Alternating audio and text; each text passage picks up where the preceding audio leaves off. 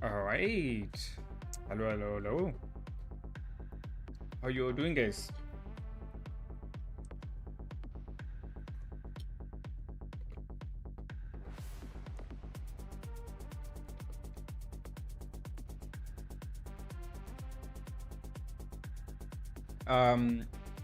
Wait, hold on. Sound quality check. Yeah, sounds good. Alright. Hey, Silent. Hey, Young. Hey, Wookie. Welcome, team.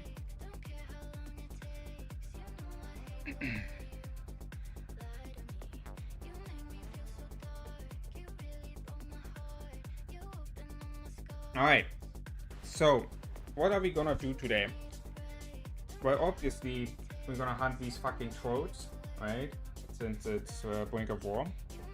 What we're also gonna do is we can spectate the other KvKs, how it's going over there with Brink of War, and we can also have a KvK watch party, because I don't know if you have noticed about that, but we have some drama going on here on this KvK with WoW, with BTR, with 14BR, with NN, F2P, MFS. And currently, how it seems to be like, I don't know if that is true or not, but just what I got told is that there was some different opinions about who gets dragon and stuff like that. And so, who was that?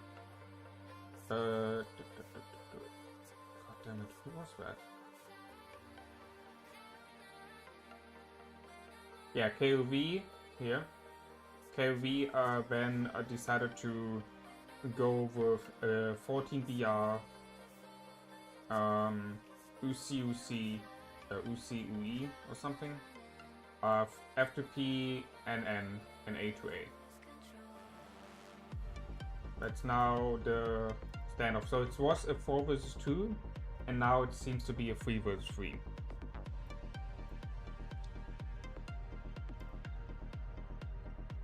So we can hear they fighting each other on this one. They took here the stuff from BTR. Currently also here destroying that tower to disconnect all of this here and secure that bridge, right? Then we got here on the bottom one, which is like neutral, like they don't do anything, they don't care at all.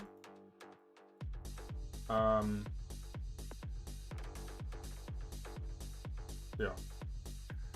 And then we have on the top right side here that level 7 path, which is the main fight going on between MFS, BTR, and NN F2P.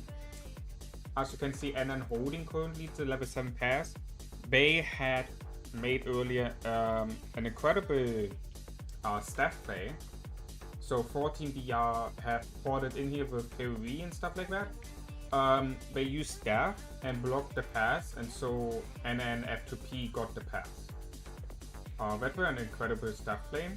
And then they tried the same on the other level 7 pass here against BTR. However, BTR used their fork, so the marches could not be killed, and they didn't have enough time for A2A to take that pass. I'm pretty sure if A2A would have got the pass, the whole situation would have been different.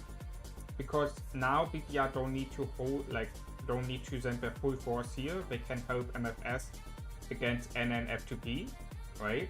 So NN F2P cannot push through because they're fighting against 2 strong alliances there. And A2A currently cannot get the path because it's just a single rally going against the garrison, right? So it's gonna be interesting to see how that's gonna play out now.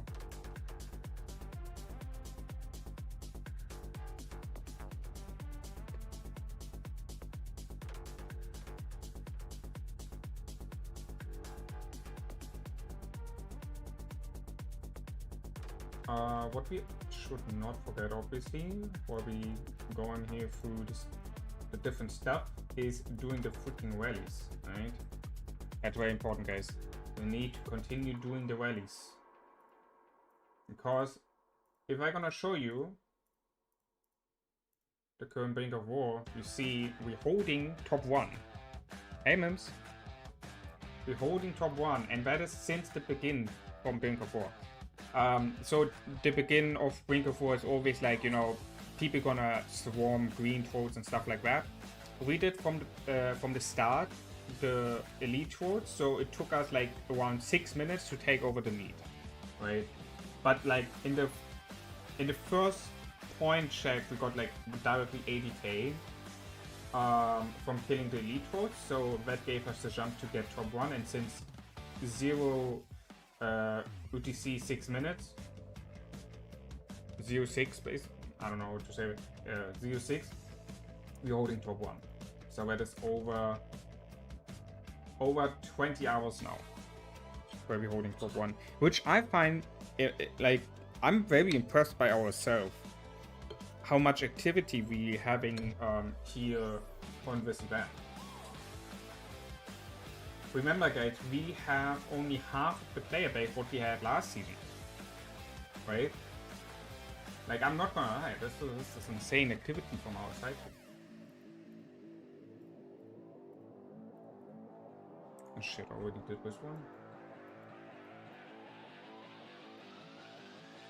Huh? Wait, what? Oh, I made both ready, but I didn't join them. That's why. That makes sense.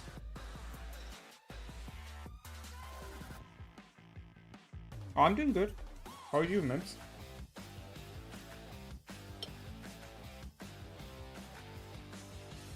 $40,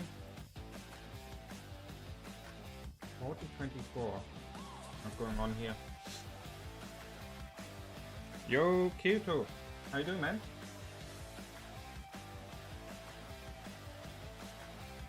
Alright, what is going on here? Is there something going on? Doesn't look like it.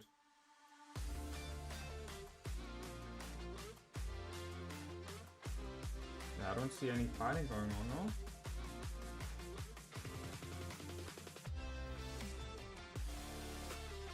Still in holidays? Yeah, nice. Yeah, I hope you all had a great start into 2025, guys.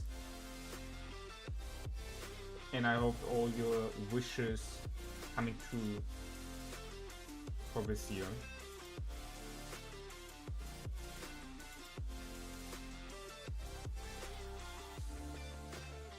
Alright, let's see what's going on here. So EIS is building there currently a tower. Seems like Echo is going for the, you know, like constantly hitting strategy, you know, keeping out the pressure on them the whole time, stuff like that. I saw earlier also that they actually got the Bastion burn from EIS. I saw that in the meme section on the Discord. Hey 2K, Floato wait? No way. Hey Floato, thank you very much for the wait, man.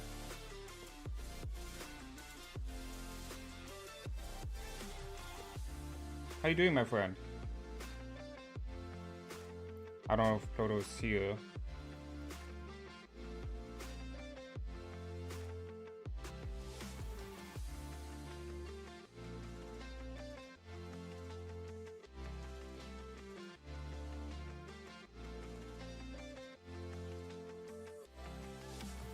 Hey Asmo, welcome to. I'm back. Where did you wear the whole time?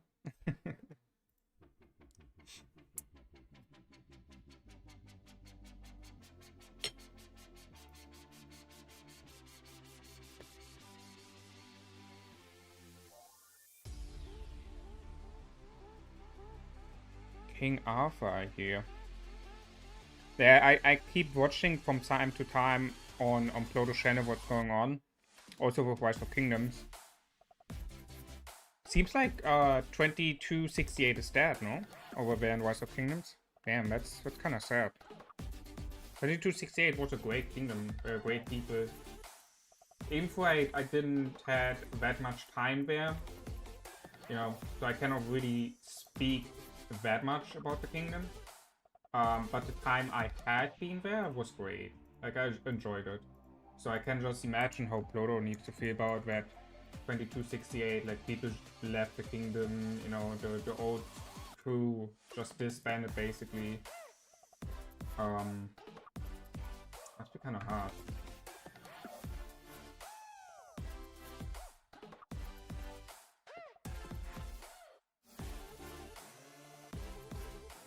I switched already, yeah. I mean, this Shen is already in February. This Shen is already 1 year old, man. I stopped Rise of Kingdoms completely. Since I also started my second project on 293 in 4 ranks. And that were going great. And the project is basically still alive from the season 1 project. We still have like around 20 people in the kingdom.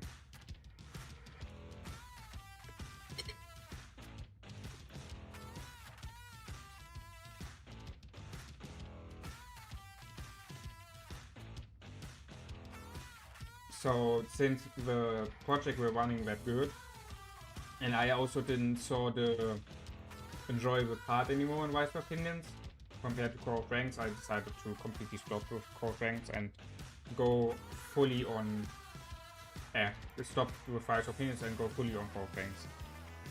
Hey Zafi, welcome stream. How you doing, man?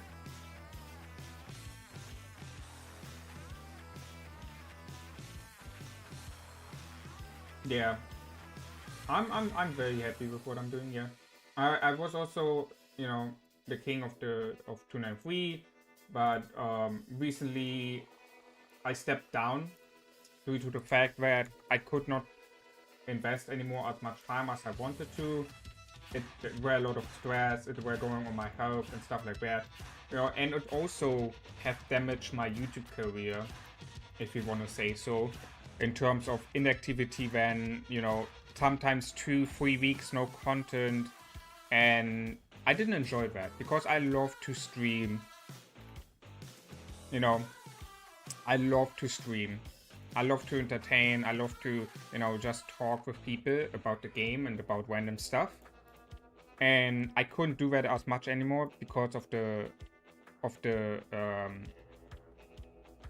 king stuff. You know, so I need to admit it. I said it also on the video. I didn't saw it by myself that I was not able to handle anymore the king's position. Like, I didn't want to realize that, and I don't know if you know what I mean with that.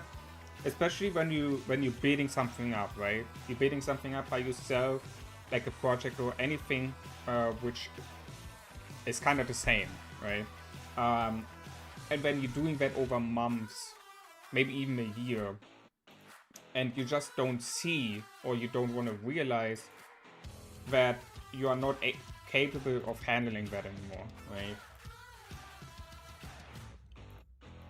And I haven't realized that. So people told me about that. It was not obviously it was not a very nice talk, you know, since they had to deliver me that, what I didn't notice, what I didn't want to realize.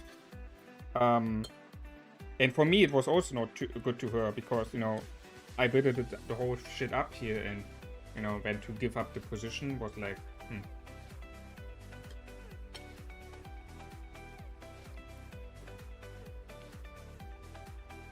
Hey Slippy, welcome to. Can you stop rallying? We won rank 1. Never! Never! We're gonna keep... Oh. We're gonna keep top 1.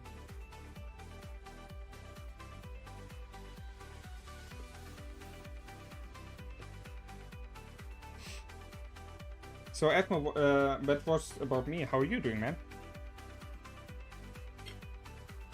What you had recently up to? What did you have been recently up to? Yeah, that's the correct English.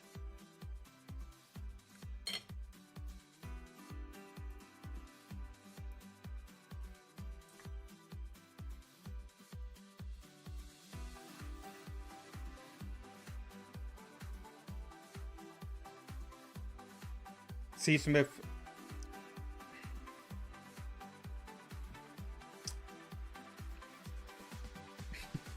I just wanted to say, is that the only comment you're gonna say here on the stream, or maybe do you also give an explanation towards that? But now you're saying you're also 23? Alright.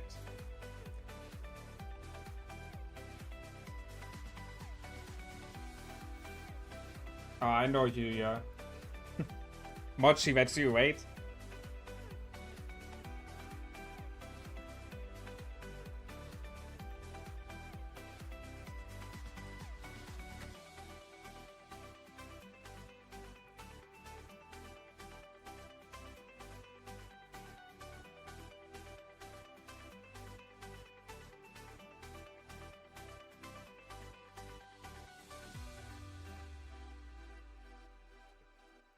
$93.88, you guys are the weakest.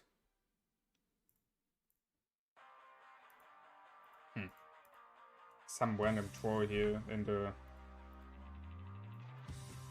the preparation kingdom chat, or whatever you want to call that. So,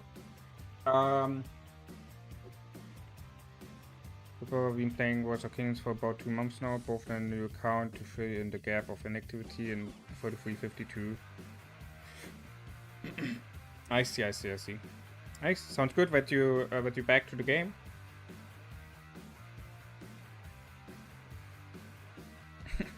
Spares food. Yeah.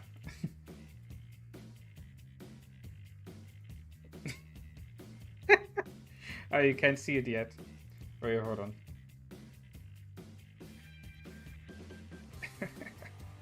You see, look at this. There's a random person here, I don't know, hiding behind behind the no-name account. Yeah. Oh man.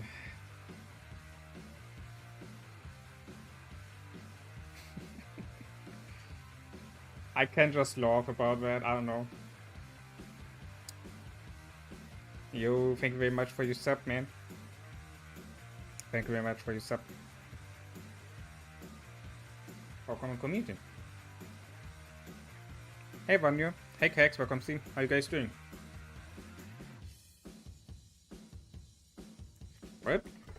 What is your thought? Maybe you can give me some feedback how I can improve my stream so that you could also enjoy it.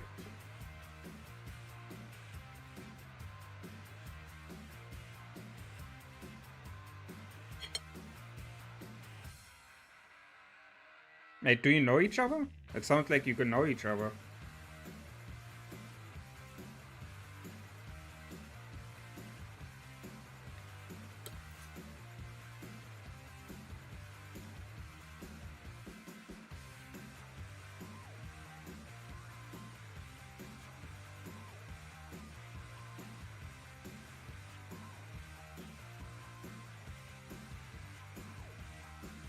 Guys, can we get here some likes on the stream if you enjoy it?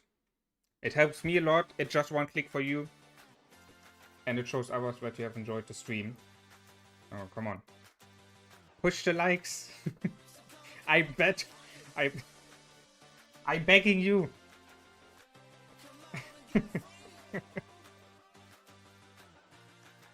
Now, obviously, no one needs to like.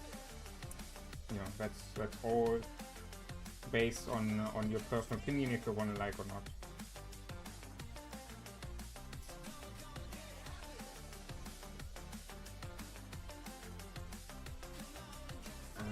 Where's this shit now? I also must say, with a recent change, I think it was last season. Yeah, I think it was last season. With a last season change on the troll spawning, It is so good. Like the one pre-KvK from 312, 197 and 292. If you remember that one, I had to port like around 20 times because of the fucking troll spawn wave. Now I don't need to port at all. Actually, maybe just one time, you know, so you split each other out. But technically, if you're already splitting yourself up anyway for the resource nodes, you don't need to port for the trolls. Like you can just stay where you are and you're good. And that way is such needed change.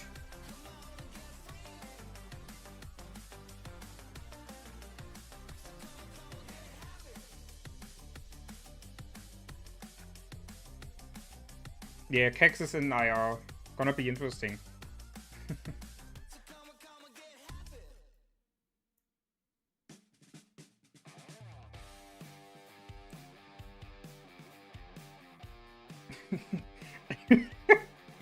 Guys, this troll is funny.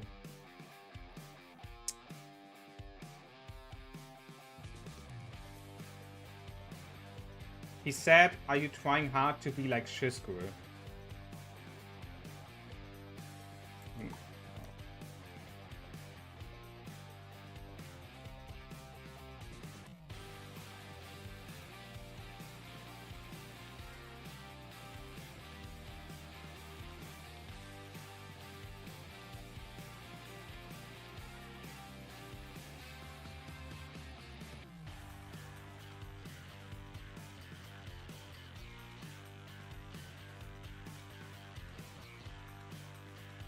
It was like he wanna troll me so hard. He wanna troll me so hard to be like, I don't know, waging or something. I'm just like, no, I want to be my own streamer, but I just don't give you free content for something which is your opinion.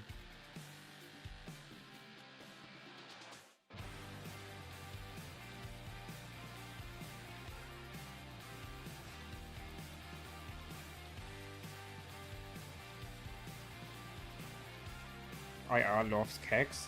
Kex, where, oh, wait, hold on. Type in the preparing, in the, how do we call it? What is pre standing for? What is it meaning? Let's call it KvK shit. Kex, type in the KvK shit. I wanna see your. Nah, preparation sucks, man. Let's call it KvK shit. Come on, it's the KvK shit. Why are we calling it preparation? What is that?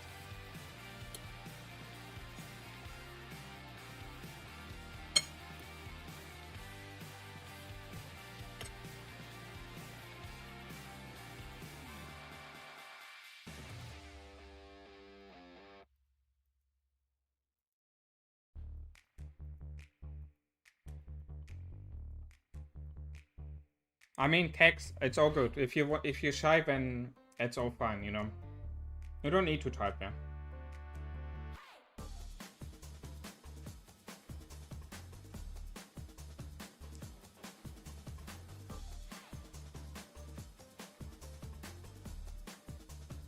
Is that you?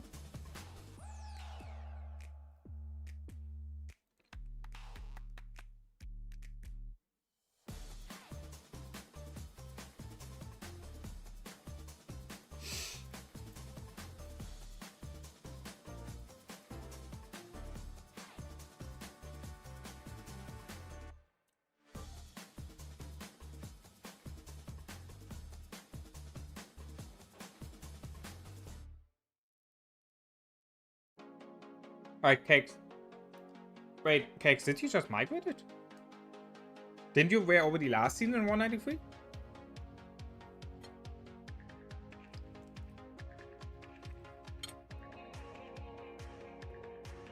Oh, okay.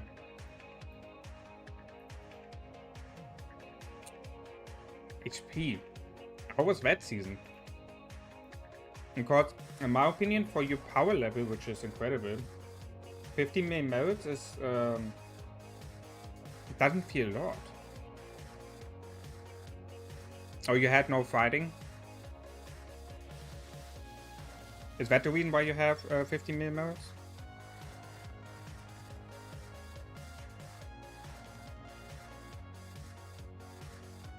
When did he push 44 million?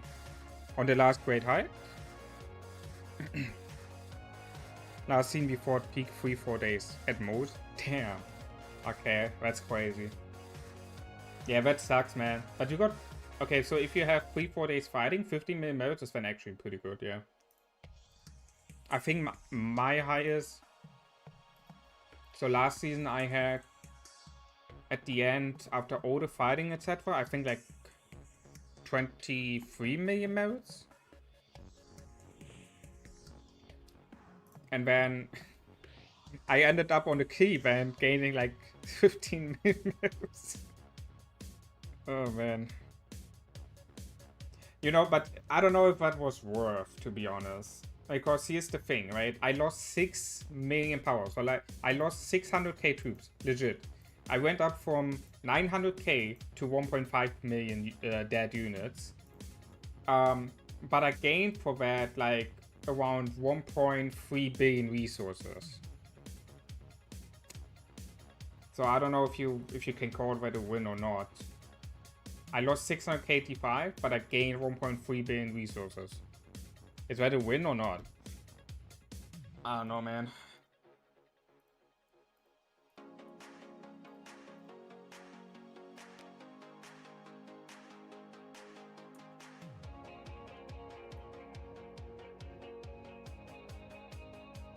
What are you eating? Oh god, how is that called in English?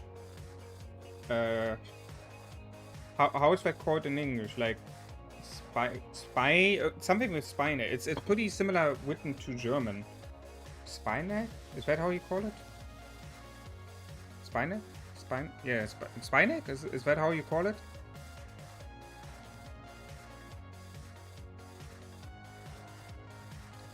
Spinach. Spinach? What in the world is that shit? Spinach.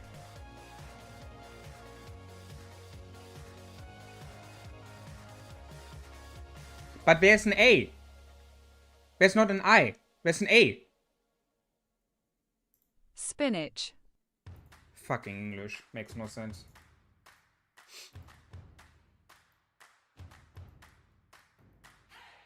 I'm not... Bro, there is an A in it. Spinach. That's how you write it.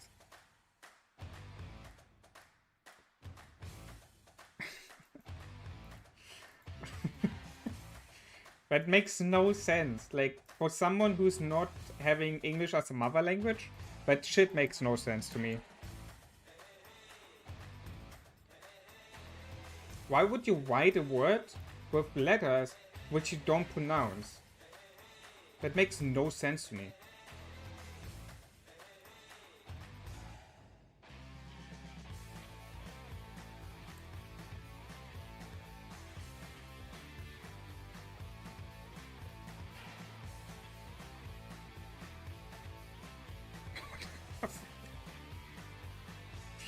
Oh my god. There's the meat. No, I didn't have I was like looking through my food and I'm like, oh yeah, pommes frites. I wanna make French fries. And then I'm like, I cannot just eat French fries, right?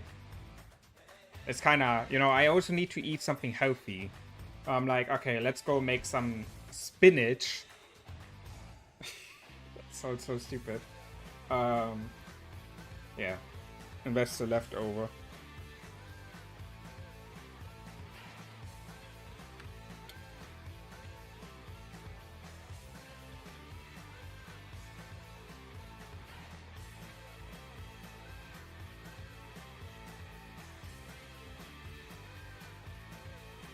Nah, I will not Google anything what you're telling me to Google KvK.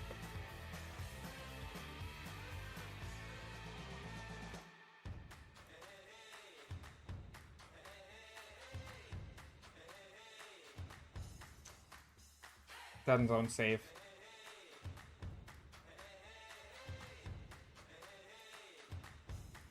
I kind of want to wait. Hold on. Let's check out other KvKs.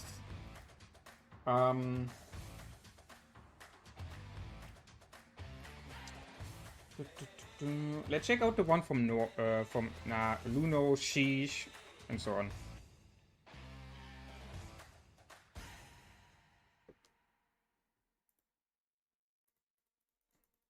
Like, can I even see it? I can. Perfect.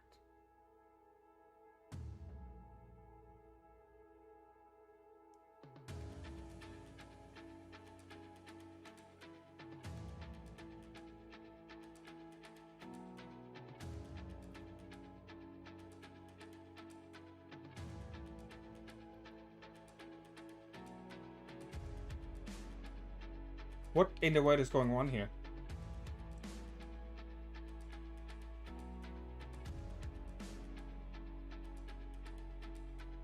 Huh? What? I mean, SV, aka WG, but they have so much makes sense to me because they had a heavy migration. So for their numbers, it makes sense that they have so much points. But where's the West? Where's Zoo? Where's fucking EDS?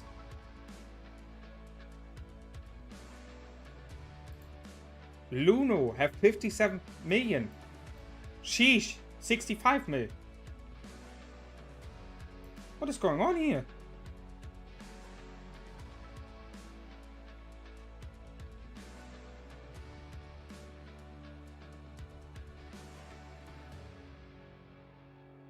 Hey Focus, welcome team. A lot of alliances kind of ignore BRINK of War. They want the movement speed or CP recovery.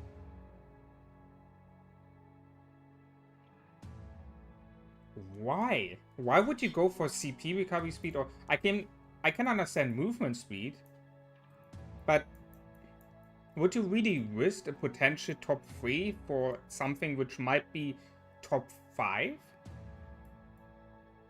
Because I think it's better to be in top 3, no? I mean, yeah. Obviously, the train day gonna make everything different. I get it. I get it. It's just that I'm kind of shocked.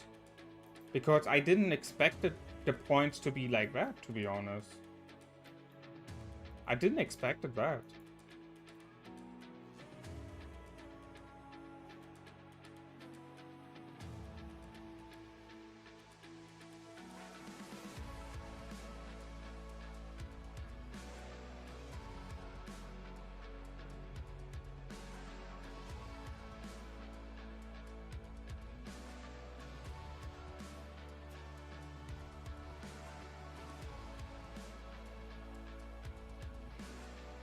I don't get that, Kex.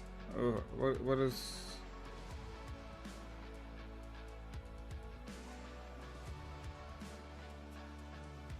I don't understand, sorry. I'm sorry, I don't understand.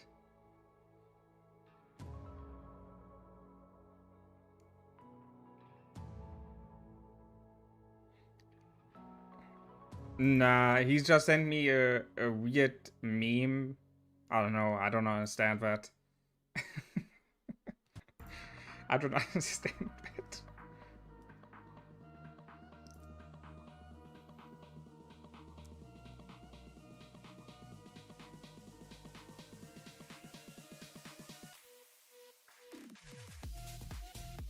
I mean, I don't know, I see it a little bit different. I think 3% damage, it's kind of big. Especially when it comes to like attrition and stuff. Especially also if you have already good coordination, good micromanagement. On top of that, a 3% buff on all damage. That maybe doesn't sound a lot, but when it comes to like fighting, attrition, all this type of stuff, rallies, garrison setups also, every bit of percentage matters.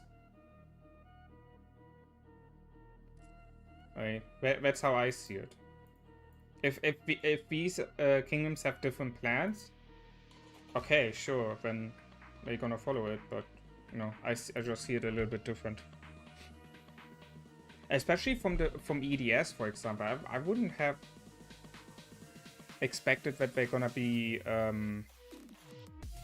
don't know, that much behind from SV, for example.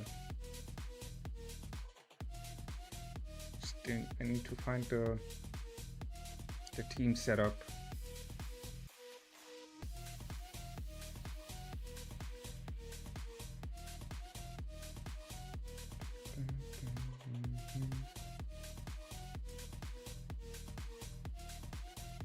God damn it. Where was this shit team? Where was that fucking team's overview?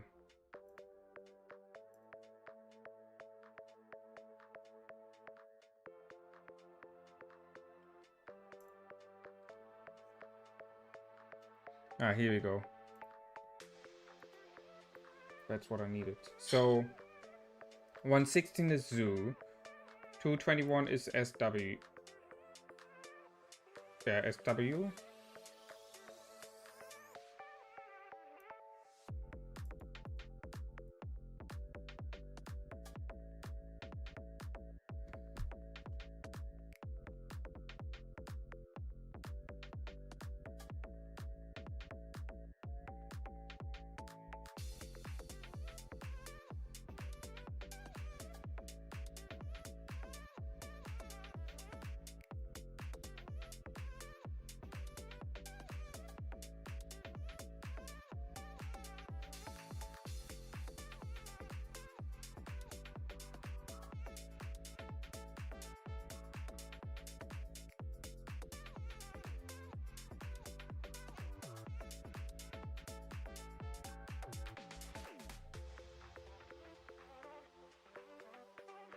Okay, so we have SV top 1, which is an A kingdom. 116, which is Zoo, which is an A kingdom. Then we got Seal, which is a B kingdom with like around 10 billion power. Then we got 96, which is EDS, the Paragon A. Then 221 is SW, which is an A kingdom. 314 is Sheesh, B kingdom. Luno, B Paragon kingdom. And then 118, which is who was 118 again? Wait, did they change their team again in the last moment? Where's 118? Who's 118? I don't see it here on the list. Huh?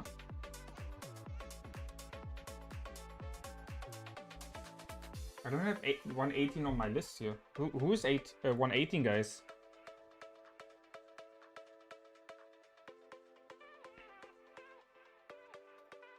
Does someone know who 118 is?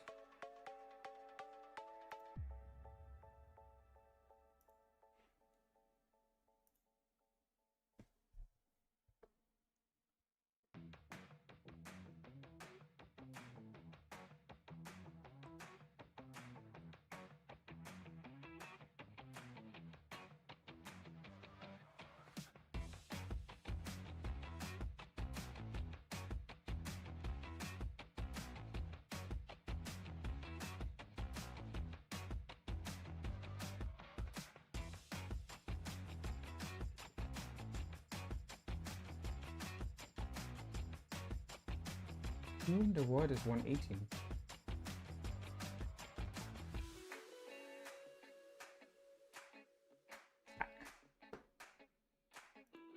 Huh? We got Sheesh, we got EDS, Seal, SV, GPX. That is GPX. Ah, okay. Alright.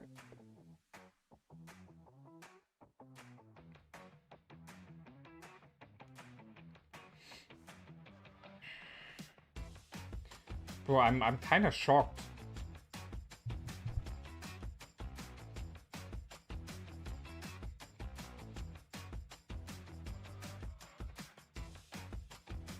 Luno have only 130 members. Okay, that's not an argument for me. Because we also have 143 members, or 140 or 145, I don't know what the exact number right now is. We got like 145, let's say 145 members, and we are top 1 with like 110 points, 115 million points, something like that. So saying they only have 130 members is for me not an argument, because we have basically the same amount of members like Luno have, and look at our points.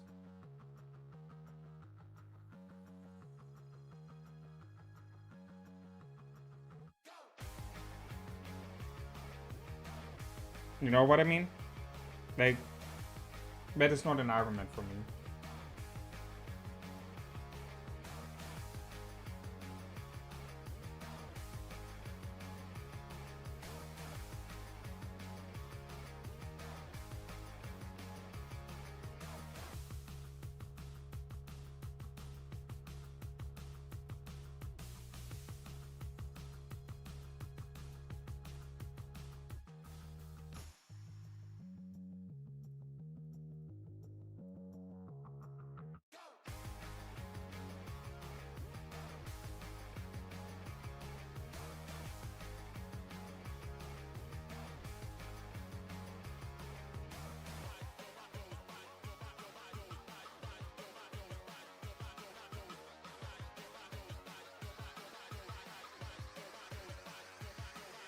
Hard to make any adjustments in Bingo 4 on day 1 and 2. The event is really hard to make any adjustments on the kingdom.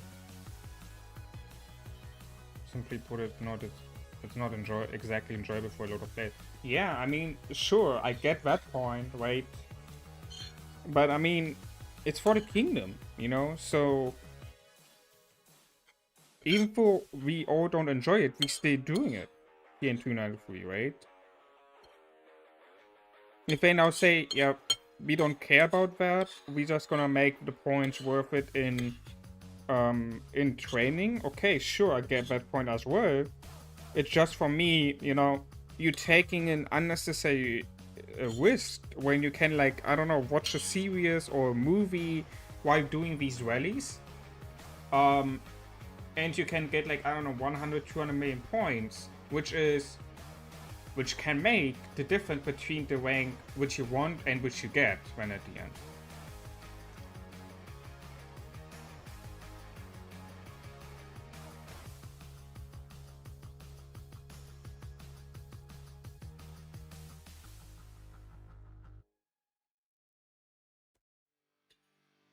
I mean, I don't know, maybe it's just me seeing that like this.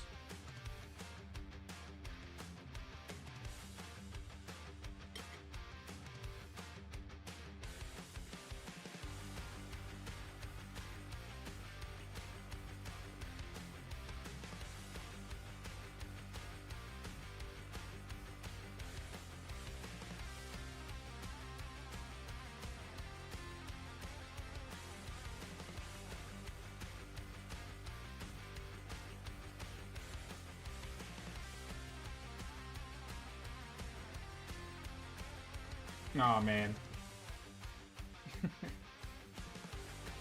This is amazing support right here. I love that.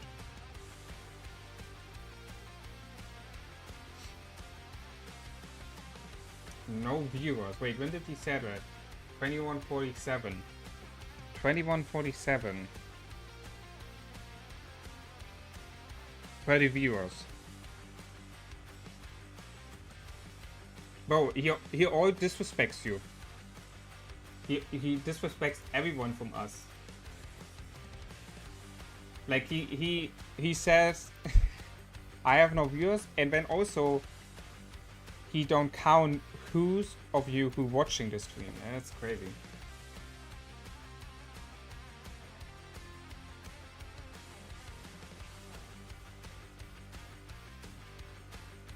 You know, I don't want to even deal with that dude here. I just want to. Okay, whatever.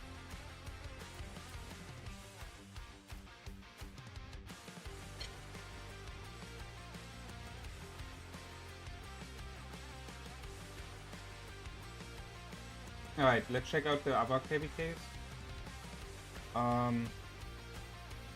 So who do we have? Where's 110? I want to know how 110 is going on.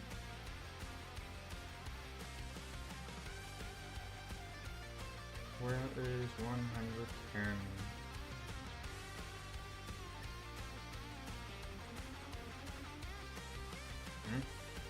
Did I miss 110?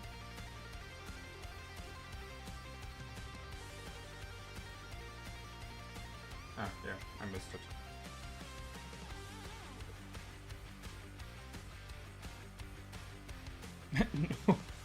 No. There are just random accounts I made on the kingdom to spy on them. What's going on here? Now, like, you know, for example, looking here.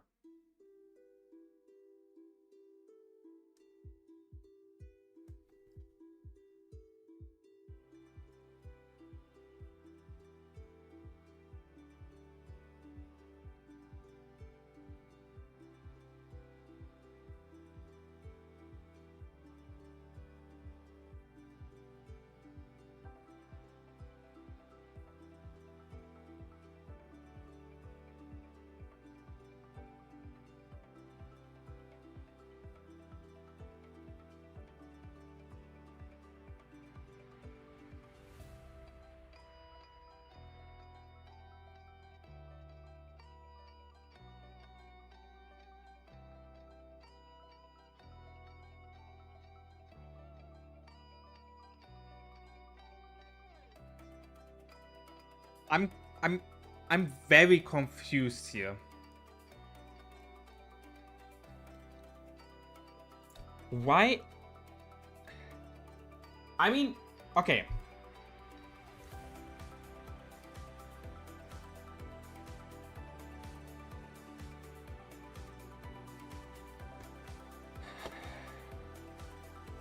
Hold on.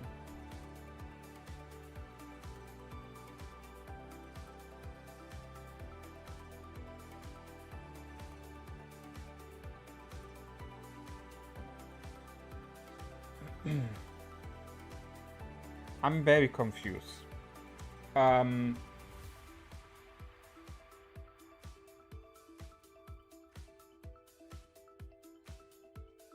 So we got top one is 211, which is which is a B kingdom, right?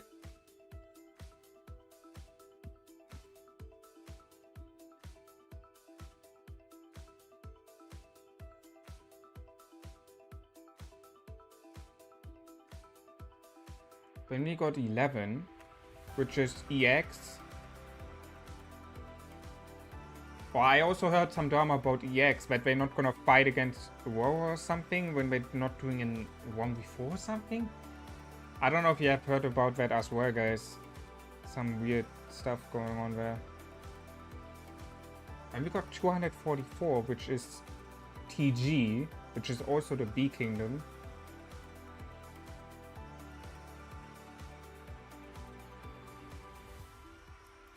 Then we got 186, which is Era, which is the other A kingdom.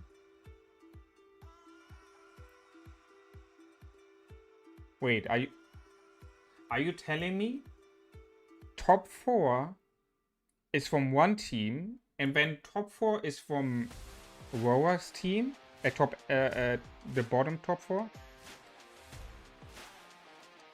It is. We got 220, which is DC, on top 8. We got Aurora on top 7, which is the Paragon A. We got SEMA on top 6, and we got ASC on top 5.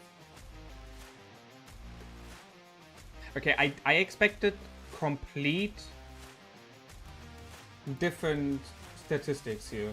If I'm like on this KvK, on the other one from Sheesh and Luna, etc.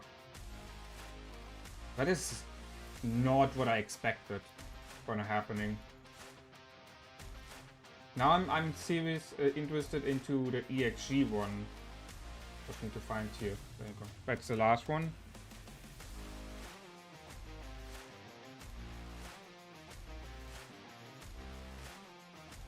Rumors are rumors, should not put stock in rumors. No, but I mean, I'm just talking about it, you know, because maybe someone knows about that stuff. Alright, let's see what's going on here. Damn, for 90.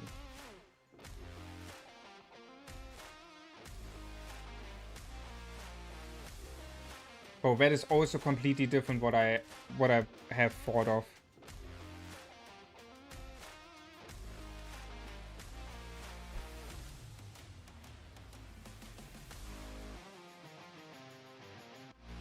So 290 is KvD.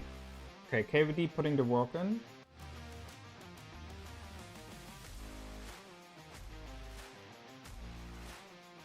Wait, but I think the stats are not correct on this one here.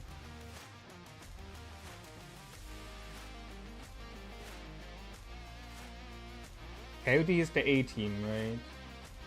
And then we got 345, which is IW. And then we got 247, which is Sleepy Eyes. And then we got 250 on top 5, which is BPT. So from KOD's team, we got top 3 and top 5 currently. And then from EXG team, we got top 4 and top 6 to 8. Top 4 is HOK. And then we have EXG on top 6. We have IME on top 7 and ASG on top 8.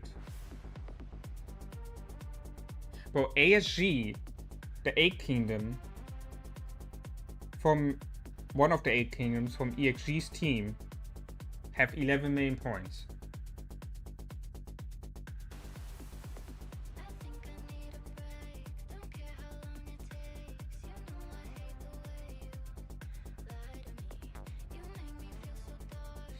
Okay, like in every fucking KvK, I expected the statistics here completely different. Like not completely, some I expected, like KOD for example, I expected that they're gonna be top 3 at least.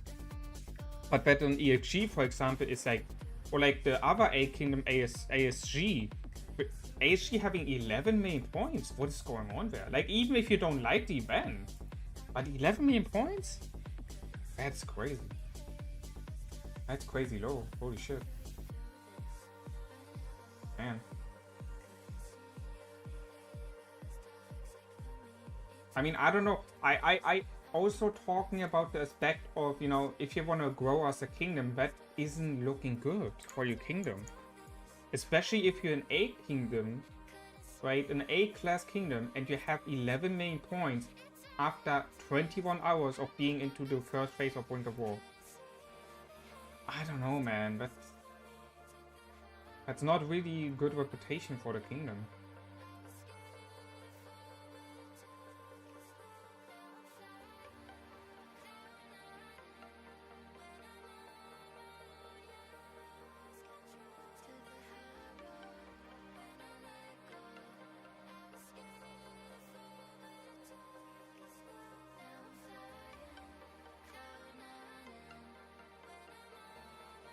I mean, of course, I understand people don't like the event, you know, they don't have the time maybe, they have other plans, you know, that's all fine, but that can happen, but you need to have some sort of points, you know, you just cannot abandon and give away 3 points.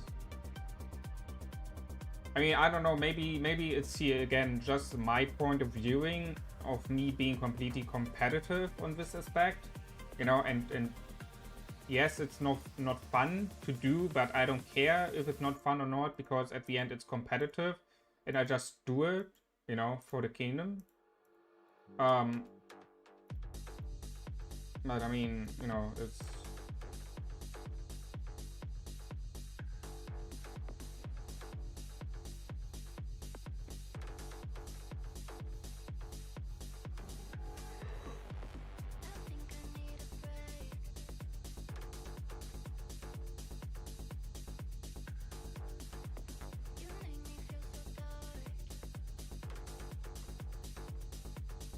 I mean, Slippy, I just talking about, for example, the one we had against 312, 292, and 197.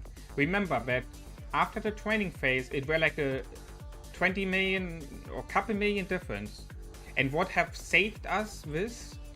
It was the first phase.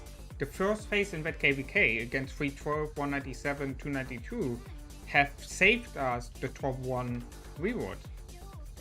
If we would have lost the first phase in terms of points, we would have also lost the first phase.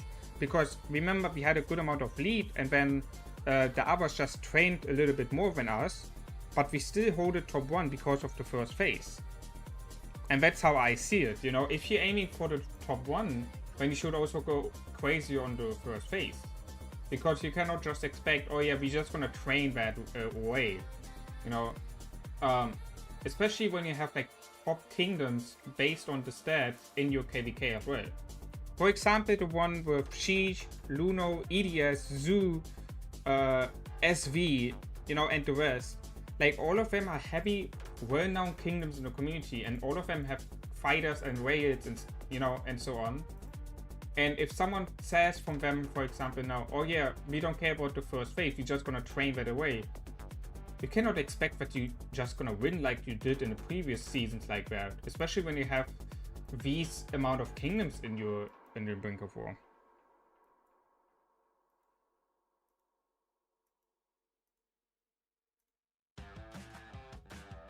At least that's how I see it. Obviously, others gonna have a different opinion of that. So.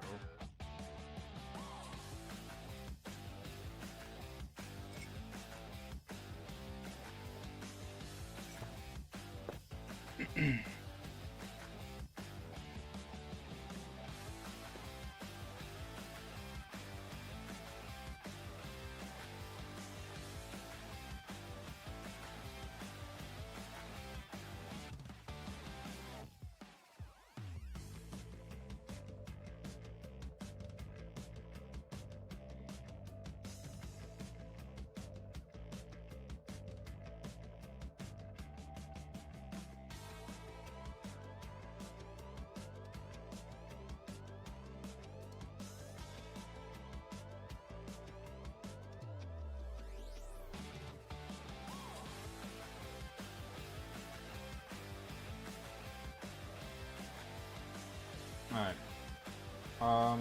Let's have a check on the KvK.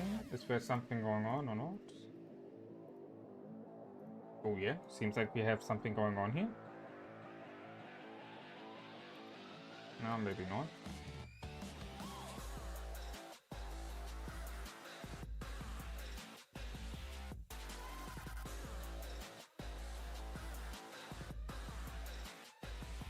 Here we go again. I mean, I don't know, man, but 828 should look that they're getting a second alliance down here. They should double ready that path, in my opinion. Also, why are they not destroying this one here? Oh, they're building here now. Okay, I see. Oh, MVP is online here, going for that fort here. Okay.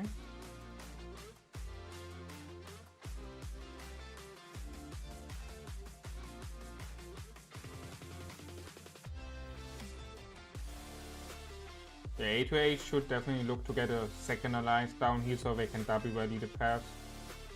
Like one-on-one rally is just like taking forever.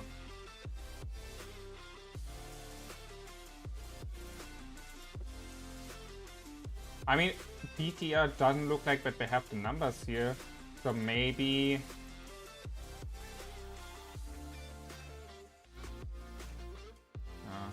Okay, nothing going on here as well. They're just putting garrison on it here.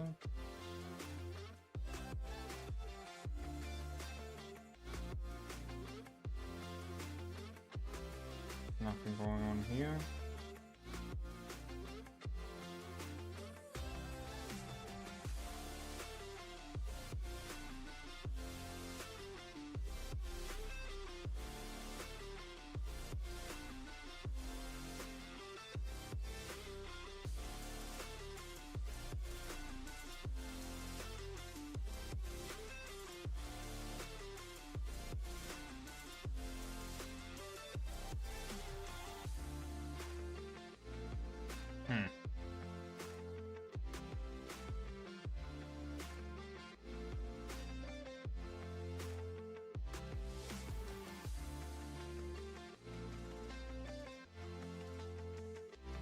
Oh, this guy is not trading good.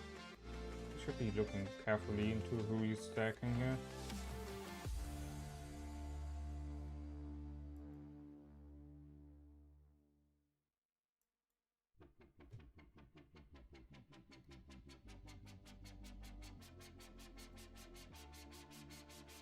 Also, is it such a thing now that you put Ghost and Finn out together? And not Ghost Gugu anymore?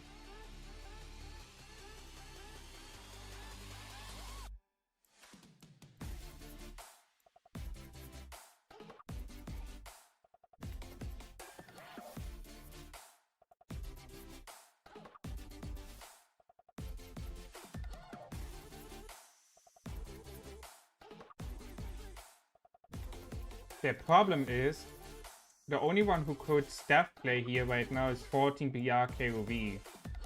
NNF2P cannot even staff play here. Because MFS is just blocking them. They would need to push MFS off. Remember, you need to be in the same zone for a staff play, right? So they would need to push in here and then staff down here to the other path. But if they could, if someone of them could do that, and give A2A the pass when the whole fucking zone switch. Because it doesn't look like that BTR have the numbers here to do a 2-front. They cannot help MFS against NNF2P and hold A2A. I don't think from the number wise what I see here on the feed and what I also saw earlier, that's not gonna be the case. I know they did earlier in stuff play to help A2A. That's why I say, like, if that would have go through, the whole zone would be different now. But since that didn't go through because BTR just dropped the fog on the path territory, they saved it. That's why I say if they could do it now, with that low numbers what BTR have here, A2A would be getting the pass now.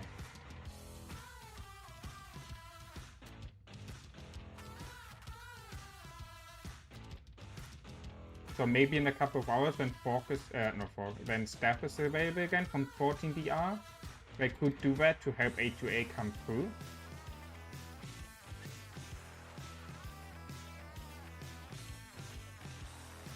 It's also interesting that WoW is not doing anything here currently. They could push 14 BR. Maybe not from this ramp, but maybe, I don't know, build extra towers to the left. Oh, never mind.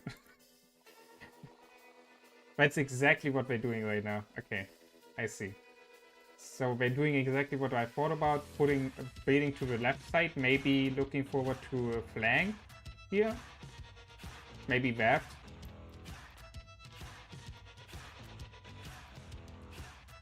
Actually, no. They're probably looking to kick off one out of this zone here. Okay.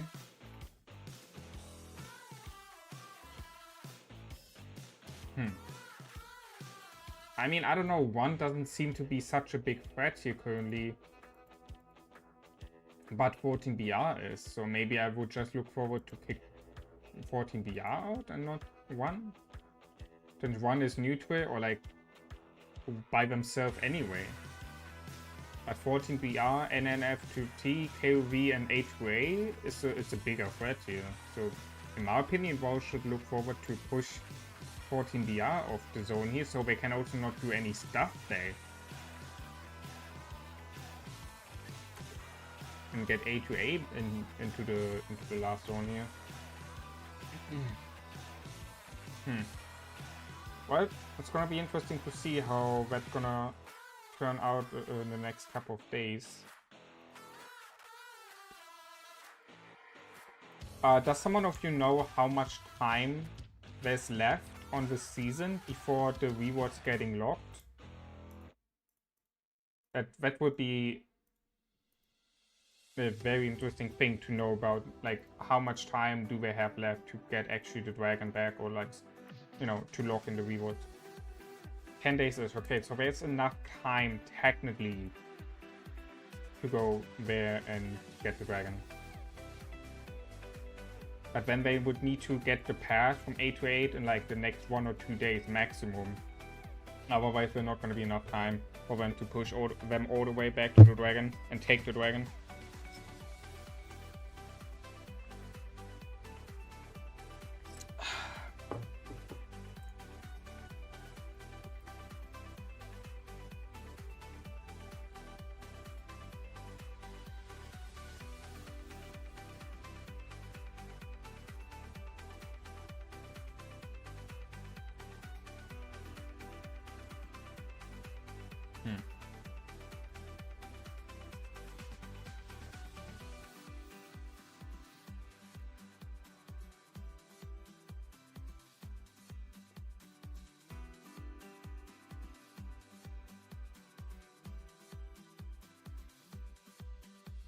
Bro, BB really want to get the top 1 here. 4.5 million points difference. We're not gonna give you it. We wanna have a top 1 here. Hey, Dumpsy, welcome to see. How you doing, man?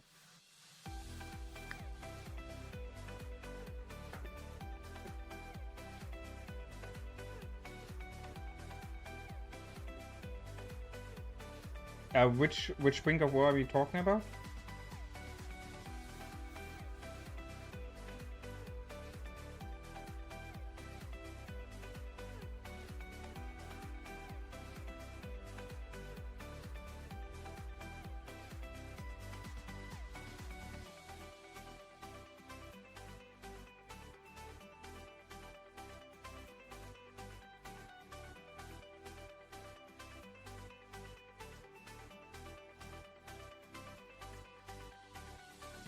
With EDS Luno?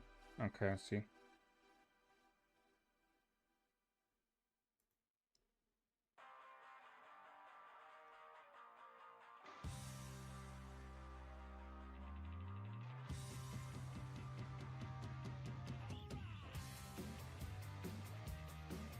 Yeah, SV is doing good on that Brink of War.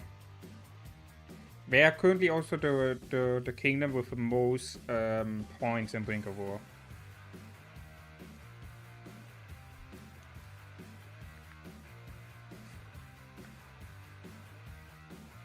Oh, you know what I should do at reset? Going through all the Roots of Wars and taking down the ranking list with everyone and their points. And then we could see how's everyone performing. So gonna do that today at reset, then tomorrow at reset. Like basically each time reset. It would be kind of interesting to see how we, for example, compare how we, for example, performing compared to SV or EDS or WoA or EXG. You know what I mean? Like just comparing and seeing visibly how we are doing.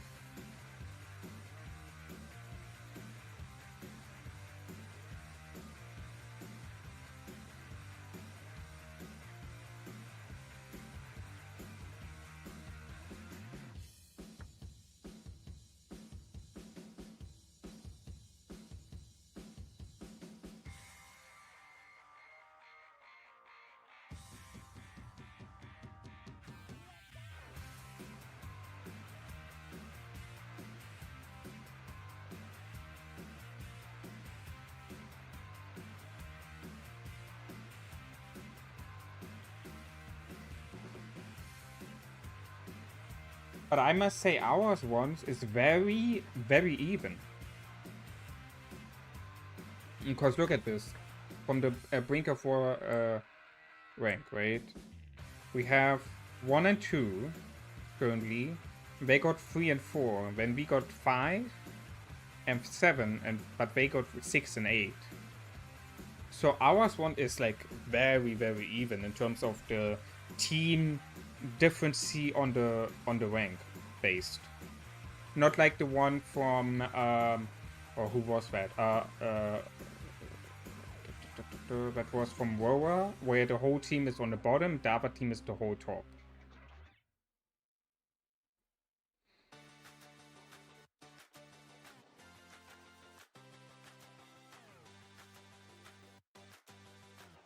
Hey, Rainy. How much you get with so much resources? Well, there are different ways how you can get resources, right? One way how I got, for example, 400? I think it was 400 million ore if over the pet shop, right? So if you go on the market, right? Here bazaar and went to the market. We have here the resources, right? Where you can buy with pet coins the resources. And so what I did, I were going over to ore and I bought for like here you can see 360 million ore I bought this week from the pet shop. So that were 3.6k pet coins, which I invested. You can think about this way, right? If you go over to the exchange coin marketing, so the 101 gives you 30k coins, right? 30k coins. If you buy now everything from one resource type, let's say you buy that all in gold, there are 300 times you can buy this. No, 30 times. 30 or 3? German math, by the way, again. Hold on. You got 30k coins divided by 100. Yeah, 300 times. 300 times, so that times 5 million. And that are right there 1.5 billion resources. Alright. And here's now the thing. You can get these pet coins also for free. Right? By hunting the pets every day. And then selling the skill cards which you don't need. That's one point how you get resources. The other way is by looting players, obviously, right? You zeroing cities, you rally cities, and then you taking the resources from these cities. And the third point is by just gathering, but you're never gonna get in such short time so much from gathering. And the fourth time is just by yeah, now that's it. God. Whew. That was close. Hey, Kovac. Open 10 gold keys for me? Okay, I can do that. Oh. Damn. I got 10 bakshi. Let's go. What I actually needed. And I can also upgrade him now.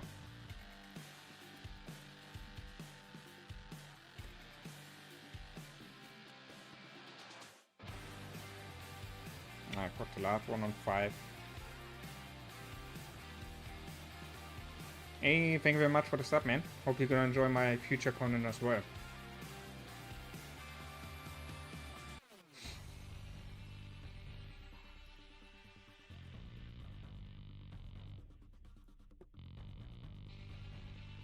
Alright, need to look for the next 2 trolls, which are gonna kill here.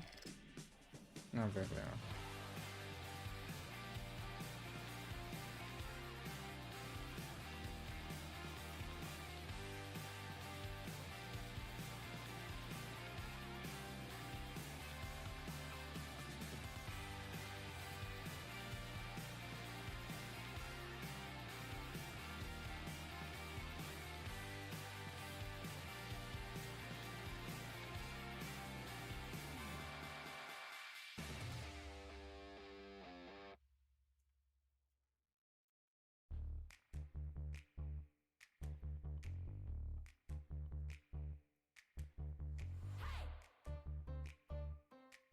Now that's gonna be interesting. The alliance mobilization.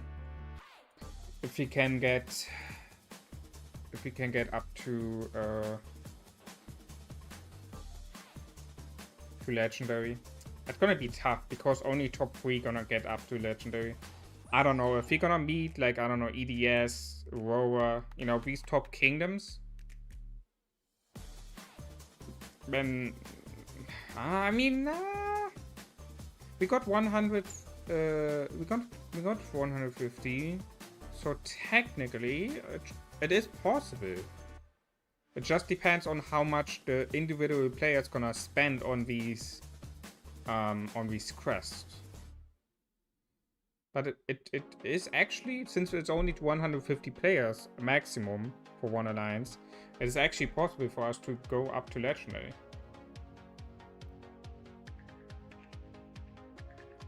And the thing is, once you're legendary, you're kind of good if you keep the type of same setup from the team. Because only bottom 6 gonna get kicked out, and I think we have 15. I think we have 15 teams.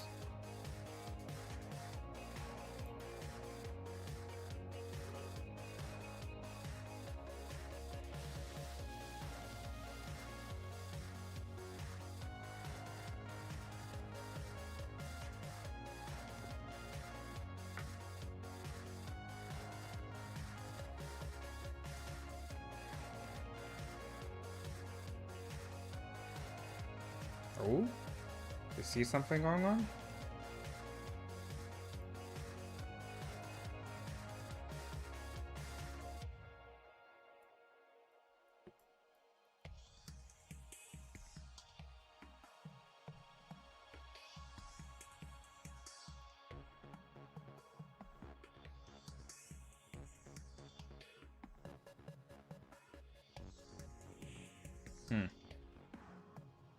I dropped here the Bastion, but I mean, not really doing something.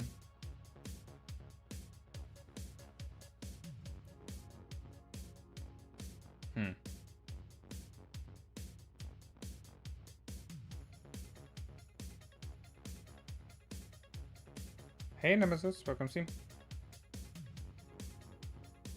Hey Joanna, welcome team. New subs. Hey, thank you very much for the sub. Welcome community. Hope you enjoy my future content. What's going on here? Here we just have... What we have here... Yes. Trying to understand what's going on here. And then we have here some fighting going on. Yeah, but looks like it's for both sides. It's just like, you know, no one can push the other one, so it's just like, it's, you know, whatever. We're just gonna have like some fighting going on, some fun. That's it.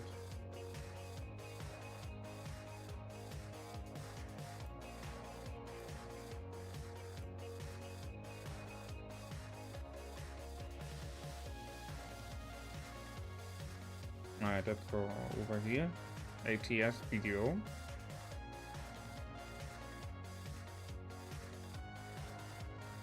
They push them also completely back. Damn.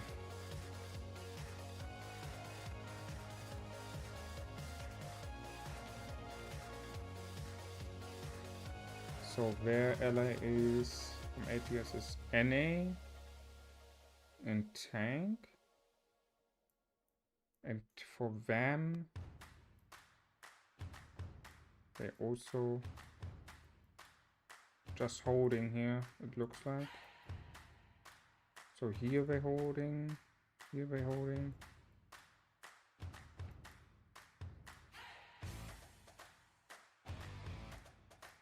And then here on this bridge can. It looks like for them is also just, you know, they're just both standing there and not doing anything. Then it looks like both cannot push each other.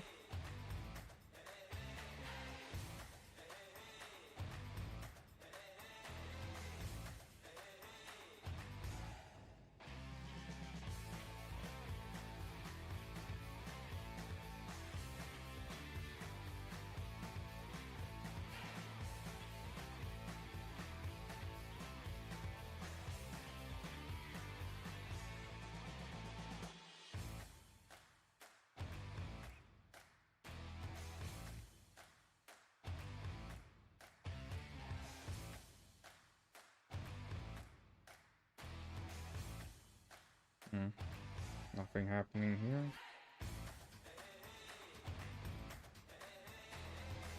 NTS so far got a very boring season. Which one are they in? Do you know from NTS?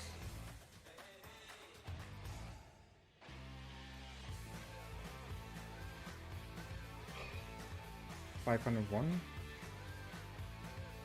NTS? 501? I don't saw NTS well.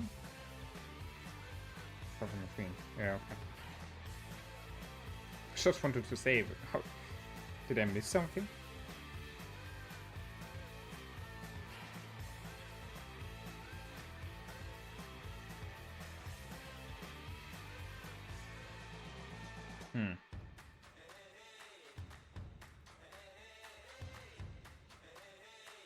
I mean, looks like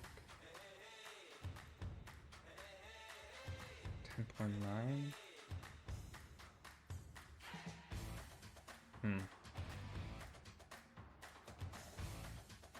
So they got a 12.1 billion and NTS here.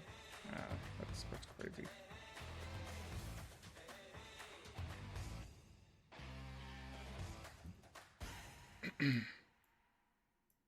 Oh, they didn't use NTS, they use NTA over there. Okay, let's see the NTS. At 20.1 billion.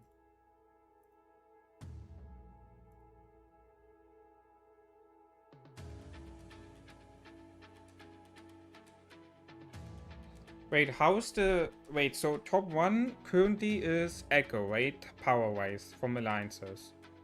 And then is NTS or BDO stronger?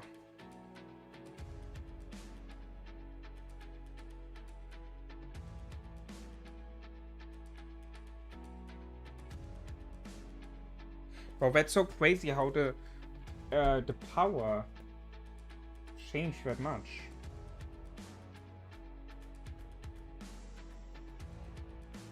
I mean, I don't know both, I guess. Doesn't matter to me. I just want to know, like, what's going on, because it changed already so much again. Where's Boss Nasty? Where's Boss Nasty? Where's his spreadsheets? Spreadsheets. Content, data, there you go, data sheets. Kingdoms. Top 300. When did he put that out? Oh, that's already kind of old. Yeah, that's the old one.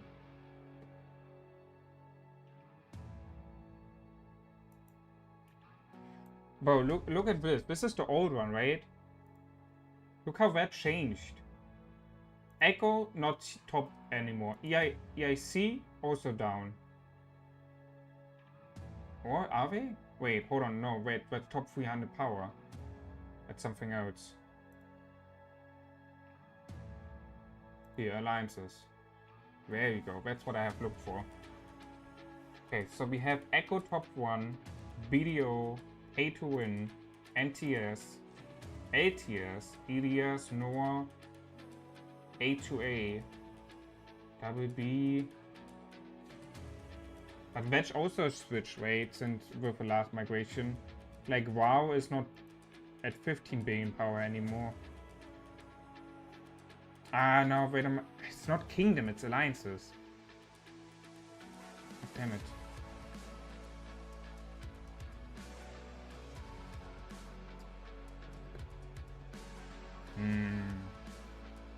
Chiefs, yeah, it's accurate.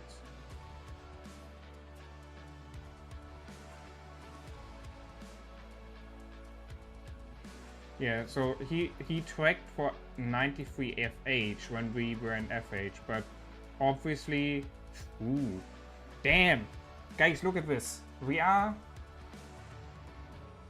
wait, 13.6. I mean, if you just have, let's say, if you just have our 140 players ish, we have 13.4 billion. So we are almost top 30 alliance in the game. Let's fucking go. We're growing, man. We're growing. The last time I was with 69. I think the highest was top 20, top 19, something like that. Alliance, not Kingdom power. The question is that accurate or not? Like, is that the December 13? It's like 2.5 weeks ago. Okay. So EIS is still top 1. When Echo almost there. Top 1. Wait, where's 293? That would be... Damn. We have top 45. Yeah, I remember that. We are top 45. So we are top 50 kingdoms in the game. Kingdom power-wise. And we are almost top 30 alliance power-wise.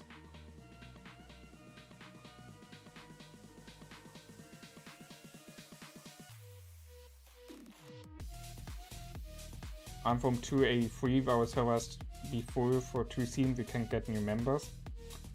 Did you try to get people out? I mean, for me it sounds like you cannot get people out.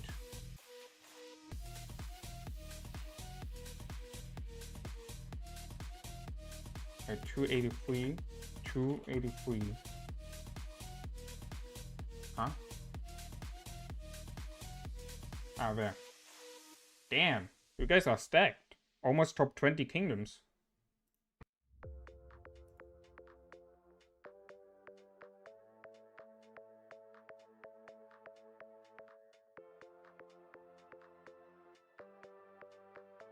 Bro, total power. Can I...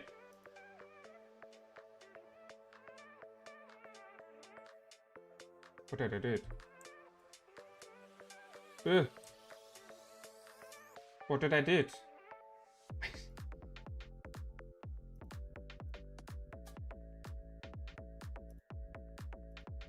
Yeah. Why is everything green? Ah, there you go. Okay. So 283 is total power-wise top 2.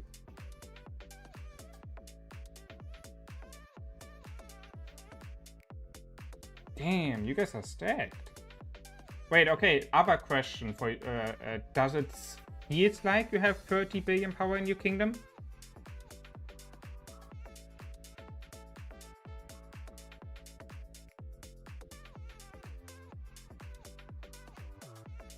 No way.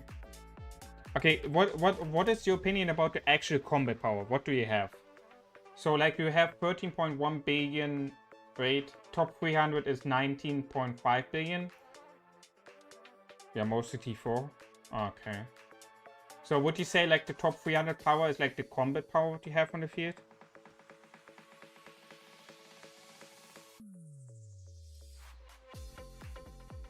Okay, that's crazy. I mean, if you're telling me like 20 billion power is what we have on the field, when you have 10 billion power of dead weight, that's crazy as fuck. I don't know how you want to get rid of that, to be honest. If you already have stacked up 10 billion power of dead weight, I don't know, man. That's very heavy, no?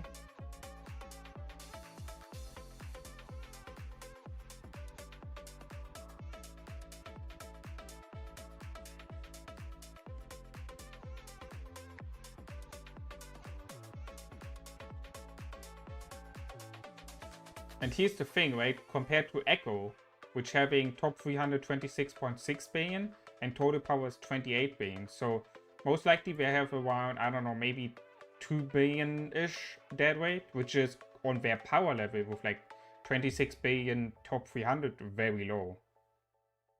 Like the difference is crazy between you, for example, and Echo. EIS is not as heavy as you, I would say, if you take top 300 as actual combat power with 27.7 billion and total power is like 30 billion when the dead rate's maybe like 3-4 billion, something like that.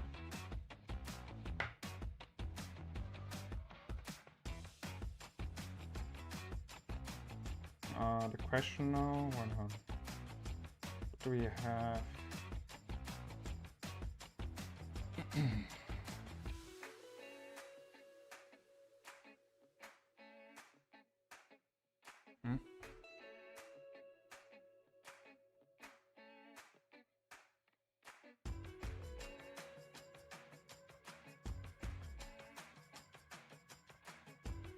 right? Where's... Right here.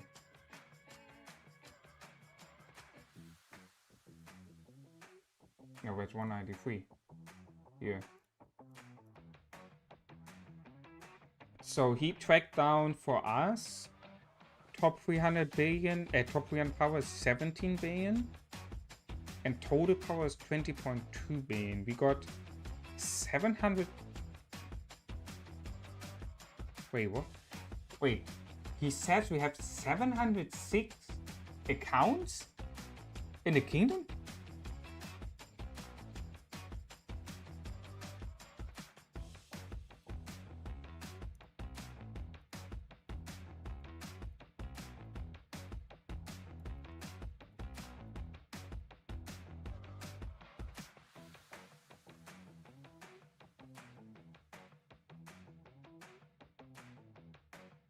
He's tracking the total kingdom number, right? So all the way down here. I guess that's what's he doing. Okay, but I mean that's not accurate. Or is it just an extra number? Loads AP. What is that? Loads AP. I cannot see. AP is that like the different, like the average power? Is that what it is? CH16 plus. I mean, I don't know about that. I would just say, like, since top 15 mil plus is just the power, what is getting counted, everything below is kind of irrelevant, no? Hey Pino, welcome to How you doing, man? I mean, I don't know, like, if I would be him, I would simply just track the T5, maybe T4, and then just the total account number from like 15 mil plus. That's what I would do. I think that is more accurate in terms of, you know, to get an actual overview of how much is there. Because remember, everything below 50 million is not getting counted towards matchmaking. That is irrelevant. That doesn't matter, basically, right? And under 15 mil is anyway just the farm accounts. Especially on like older servers like our server, for example. They're using it, yeah, but I mean, I'm talking about the kingdom matchmaking. I'm not talking about if you use it or not. I'm talking about the kingdom matchmaking because he also tracks it then towards the total kingdom power, no? Isn't that what he's doing?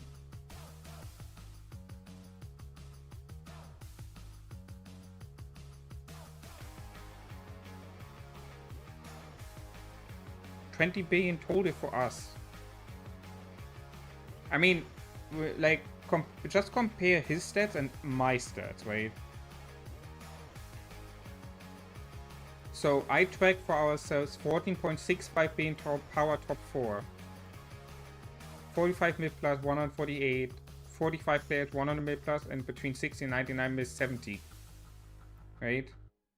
And I got a total of 14.65 billion. He tracks for us top 317 billion on December 13, and total 20.2. Wait, was that before or after migration? That was before migration, right? Yeah, that was before migration.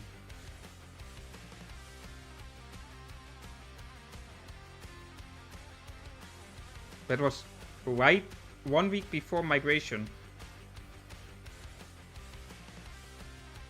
Interesting. Okay.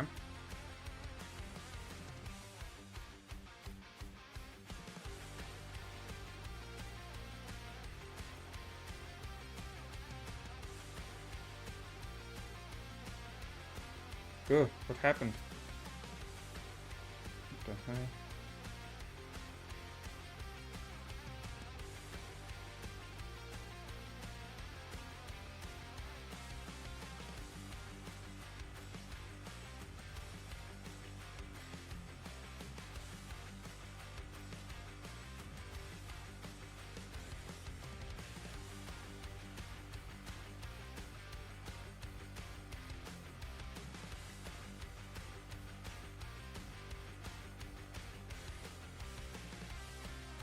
Right. Wait, when is he... How often is he doing that?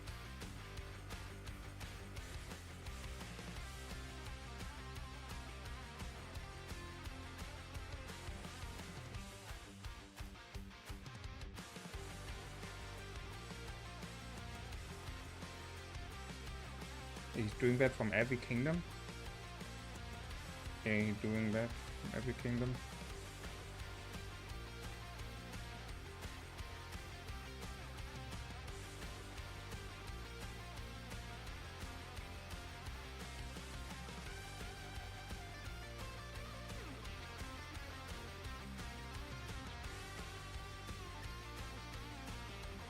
Yeah, you can see that our game is like very young.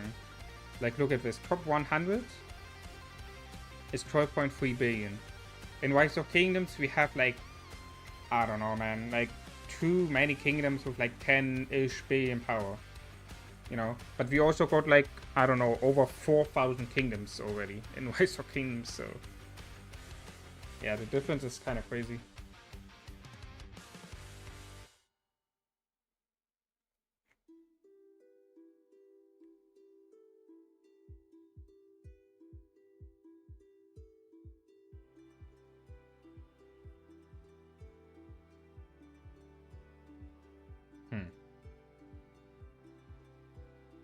Hey Nip, welcome in. Bring your war stats, I can show you that.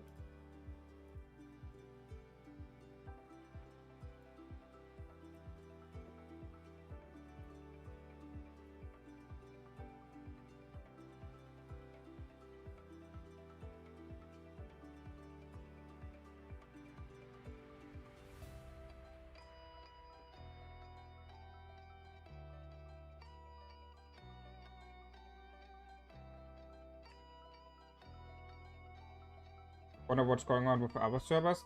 A lot. I mean, I'm gonna track in 1 hour from every, no, I can start in like 1 hour. Around reset, I want to track from every Roots of War, not Roots of War, Brink of War, the points. But what I can tell you, it's crazy what's going on. That's for sure. Ah, wrong account. It's crazy what's going on. Like, for example, the Sheesh one, you know, just need to find my, here.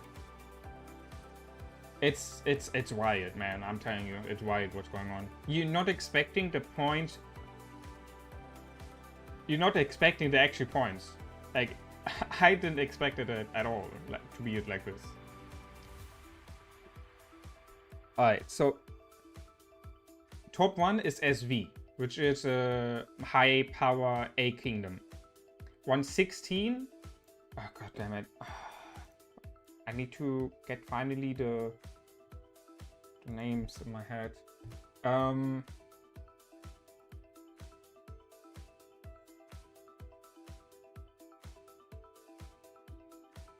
Okay, so 116 is Zoo, 255 is SV. Alright. Then we got 96, which is EDS. Then 228, which is Seal. Then we got 221, which is SW. Then we got Sheesh. Then we got Luno, aka Noah. And then we got 118, which is GPX.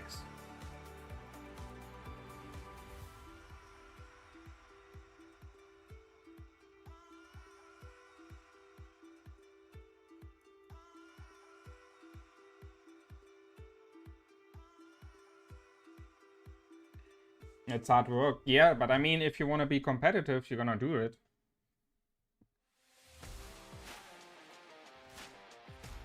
Yeah.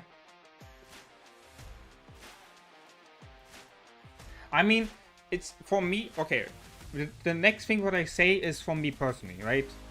In my opinion, competitive server gonna go through the hard work, doesn't matter what it costs them. Right? And now listen carefully. I say that as much nice or like as much in a nice way as I can. For me personally,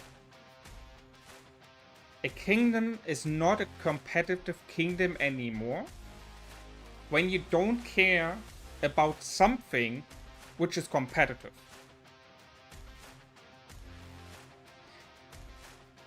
And here's the thing why. If you are competitive, let's say in League of Legends, right? Competitive. You also cannot just say, oh, I just won the worlds. I don't care as much anymore about the game. And, you know, I'm the best player in the world.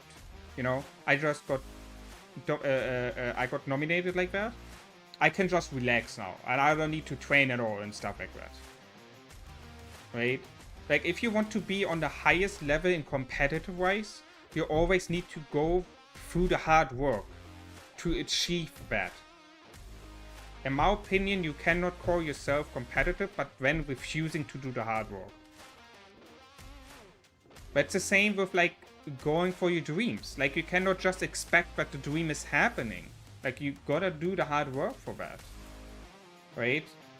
And I know it sounds shit and it's easy and stuff like that, but I mean, I'm one of them who putting this hard work in, you know? Like, I'm gonna sit here hours and do the fucking readies. I don't care. The same for the rest of the people in 293, for example. Or SV. SV is also doing a lot of fucking pushes. Right? So... But that's just my personal opinion about that.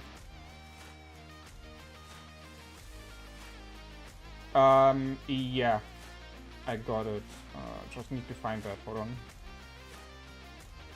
I can show you right away the overall stats. So the overall stats from the last season, we were at 822 million points. 255, which is SV, which is already at 200, what was it? 230 million points. Had last seen at 766 million. And then you see here the rest, right?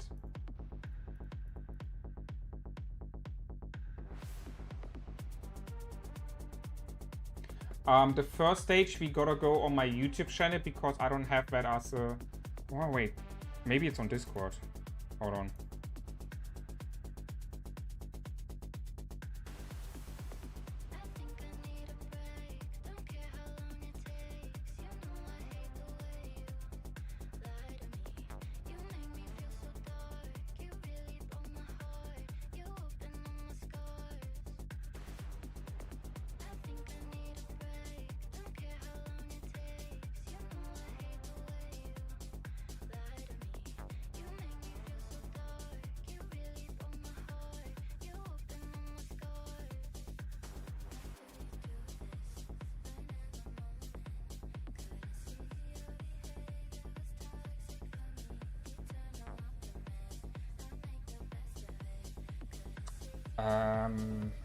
I gotta find that on Discord. No, I don't. I mean, okay, here's the thing, right? Last season we had also like 300, around 300 players, right? This season we have like, I don't know, 150-ish. So it's obviously not gonna be. I mean, it depends on how much we're pushing on the training phase, right? Since on Monday we have SLE, right? And the second phase of BRINK Award, so it overlaps, which is pretty nice for pushing. But yeah, we have 148 players with 45 mil plus power, right? Compared to last season, where we had let's see. After BRINK of War, we had last season, or like let's say 50 mil plus. We had last season 120 50 mil plus already. We had last season power top 4 17.96. Now we have 14.5 billion. So we dropped like around 3.5 billion power from the stats, right?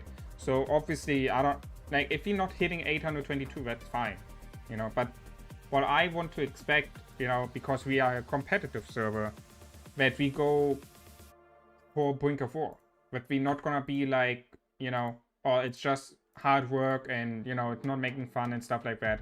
No, that doesn't matter. Who says that doing the hard work is fun? Doing the stuff for being competitive is fun. Like, most of the times where you do this stuff to achieve your dreams, to achieve your goals, it's not gonna be fun. It's not gonna be fun. Like, it's just a simple thing of a human being, right? So, but that's my personal view on that, on how to be competitive.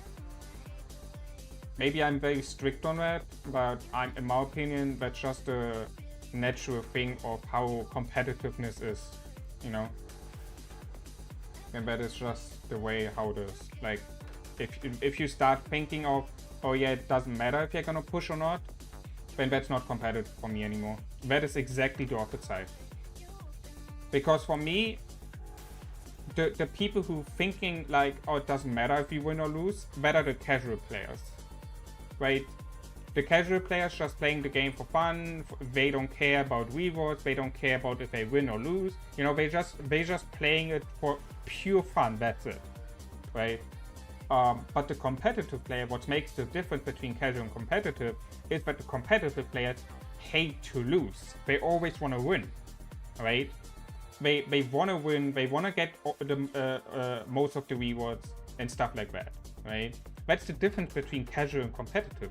So people now start to think in Brink of War, as we can see from the point-wise, what we probably all didn't expect to happen, but they're saying, oh yeah, we don't care about that anymore, you know, it doesn't matter, etc., etc. All of this type of casual thinking. And I'm sorry, for me, personally, that's not competitive anymore. I don't know, guys, what do you think about that? Maybe you can type your opinion about that in the chat. I would love to see your opinion about that.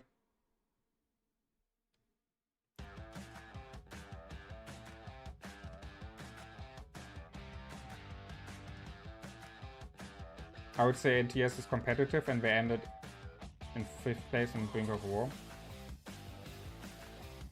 I mean, I don't know, man. I mean, you cannot be competitive on the field, but not competitive in events. Like, you gotta choose. You cannot just turn the definition of something. The definition of competitive is you're going for the win. You're going to go for everything what is related to against other players. You want to get what the other players could get. Right? Like, it's the best example. Worlds from League of Legends. You are competitive. You want to win the Worlds, right? So you gotta go through the hard work. And you go through the semifinals, through the quarterfinals, all the way to the finals, and then beat your opponent, so you can name yourself the best team in the world. And you cannot just halfway through decide, oh yeah, okay, look, MSI doesn't matter as much, you know, we just gonna go for the last place, for the last ticket for the Worlds, but then we go crazy in the World. No, that's not how it works. You cannot just decide to change the definition of something.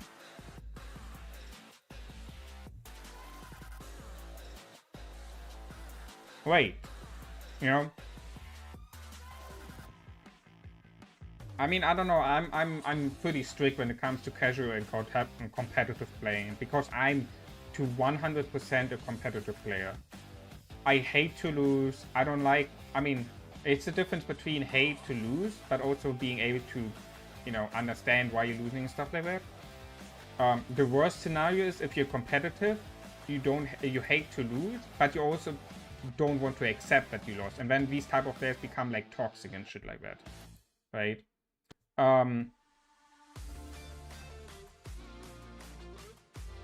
No, MSI is not just a fun tournament. MSI is also giving you tickets to the Worlds. And that's the fact. That's the point of it, right? However, that's just an example. If you're going back to core things, for me, competitive is everything.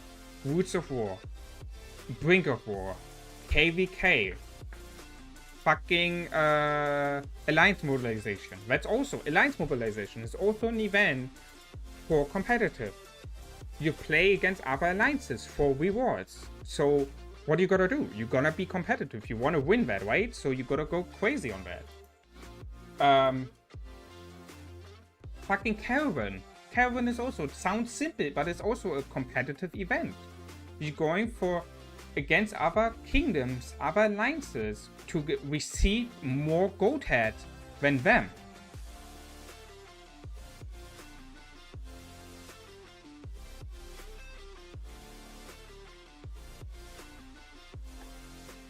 Who the fuck cares about talking stage, training only stage, what matters? And see, that's the difference between what I exactly just talked about, right? If you're competitive, it doesn't matter. Okay, example. Best example, guys. Season 4, our BRINK 4. We had a few millions difference. I think we had like 50, 80 mil above 312 in the BRINK 4, phase 1. Phase 2, what happened? We were just like 20 million ahead. So we just won BRINK 4 top 1 place because of the phase 1. Because we had more points than our opponents from the phase 1.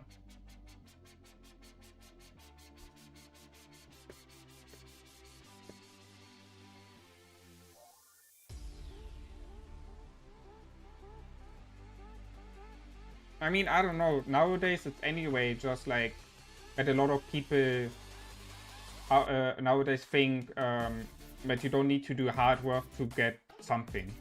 You can see that in a lot of interviews on social media, which is unfortunate. Like a lot of people think, oh yeah, 200k, it's easy to achieve. Like people have no idea of how the reality works. And it's, I don't know, it's if you want to be competitive, you cannot be half as competitive. Like either you full commit to be competitive or you're not. But half as doing something is the worst thing what you can do. Like you either choose to be casual or competitive. But if you just half casual, half competitive, that's the worst scenario what you can have.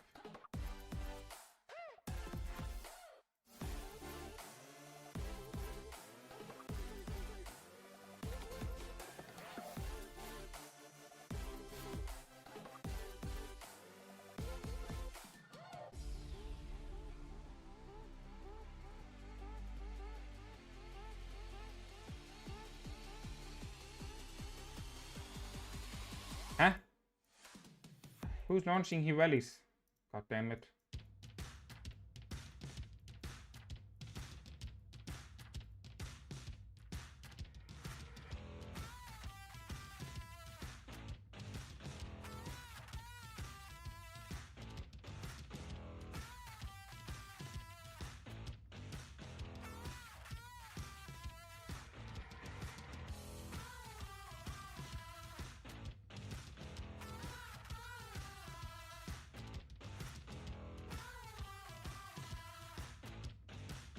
Was the BRINK 4 viewer the game changer for this season?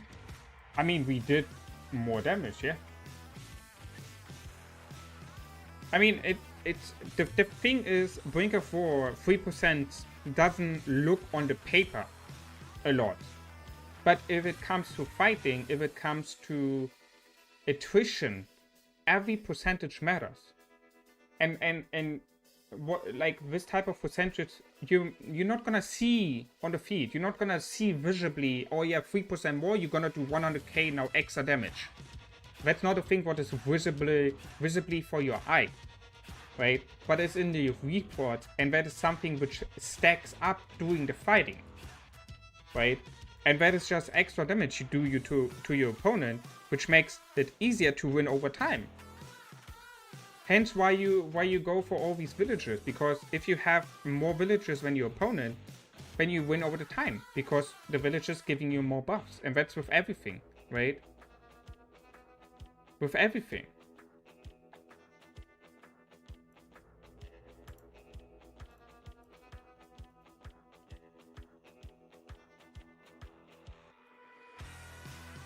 What the? I don't know what.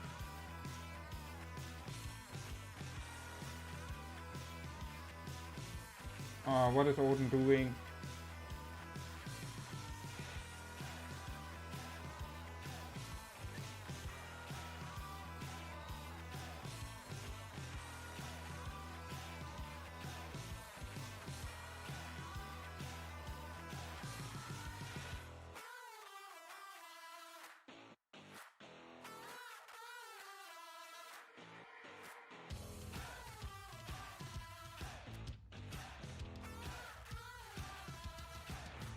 This game has a problem of competitive and alliances are not equal, and if you are up against kingdoms lower power, you see you do not have to do anything and win anyway. An average player will stay complacent, caught of this, and figure they will not try. See, and that's the mindset problem. That's not an issue of like the definition of competitive or not. That's a mindset problem from players, right?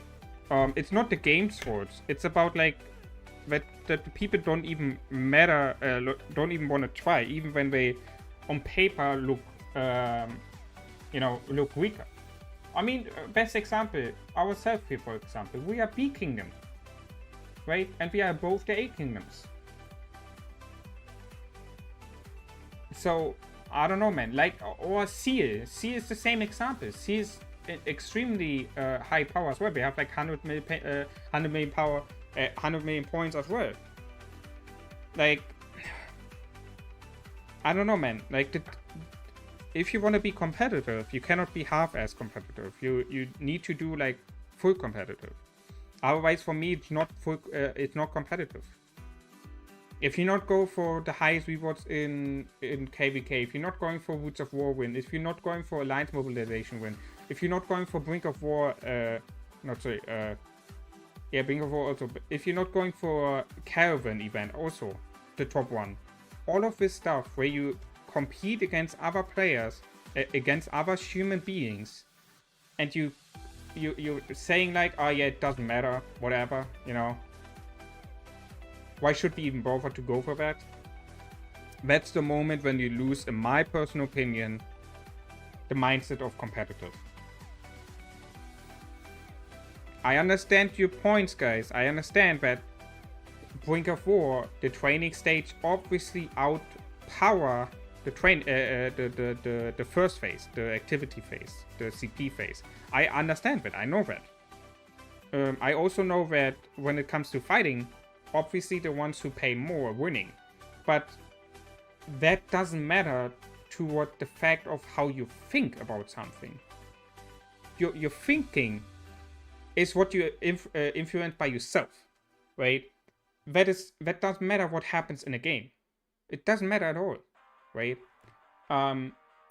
Yes, of course it sucks if you fight against other kingdoms. Yes, it sucks if you're getting outnumbered. Yes, it sucks if you have more weights on the enemy side. Yes, all of that shit sucks. And you know, statistically, you either gonna have a very hard season and you're gonna need to put a lot of work into that, or you're actually even not winning, right? But all of these points doesn't matter towards the thinking of casual or competitiveness, and that is what a lot of people not understanding, unfortunately. Like, people calling themselves competitive, but then not doing everything for being competitive. But they also don't want to accept that they are not competitive then. And that's the worst part.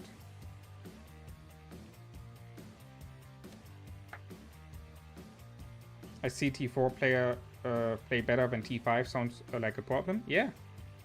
See, and that's the thing. If a T4 is being better than T5, you know, then you know who puts them, who's having the competitive thinking. Imagine the T5 player is losing against a T4 player. That should technically not be happening. If both are competitive, the T5 will always win to 100%. The only way how a T4 can win against a T5 if a T5 is casual and doesn't care at all about pads and tiers and shit like that. He just plays for fun. You know, he just want to log in, fight much, you know, have some fun, fighting, etc. That's it.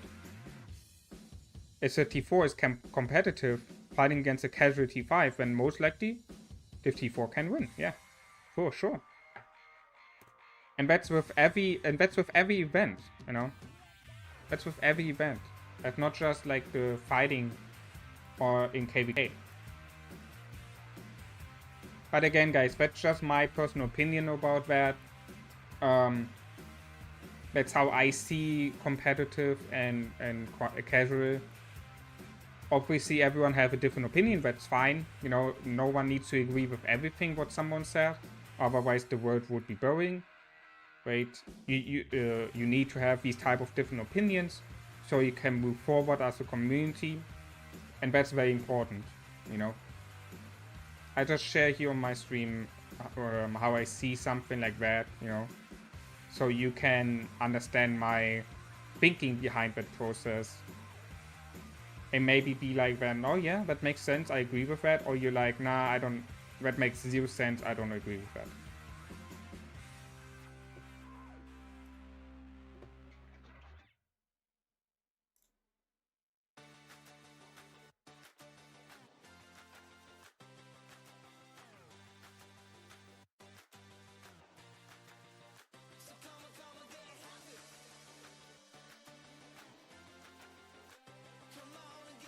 Civil War on 281?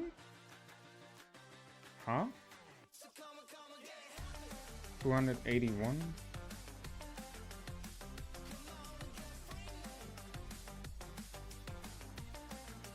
Civil War on 281.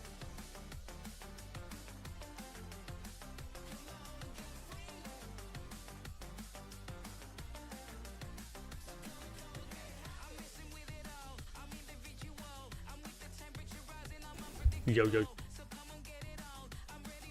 Ian, aka Mr. Kingdom Builder, and today we have some drama llama action, betrayalness, some backstabbing, some coup d'etat-ing, if you will, that has transpired in Kingdom 281. Now, there's quite a bit to talk about. We're going to try and do this as quick as we can. I have a number of screenshots to show you, along with, let me preface what dragon, where basically once, and we'll show you who the players are as well that swapped king. But basically what you need to know is that a player by the name of Wheat Tea was rotating king with Wrecking Ball, from what I've been told. Wheat Tea had king, he passed R5 over to one of these Chinese players that's a part of this HT group, which translate their name.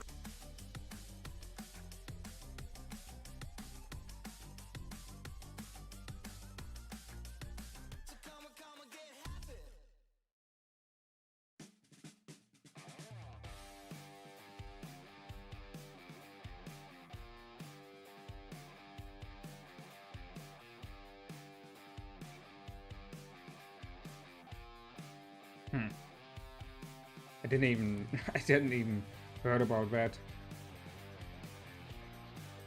Well,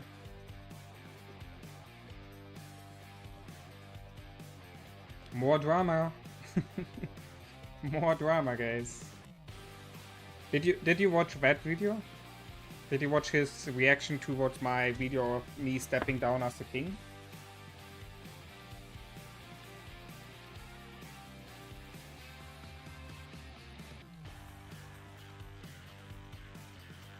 AKA Mr. King. Any comments here?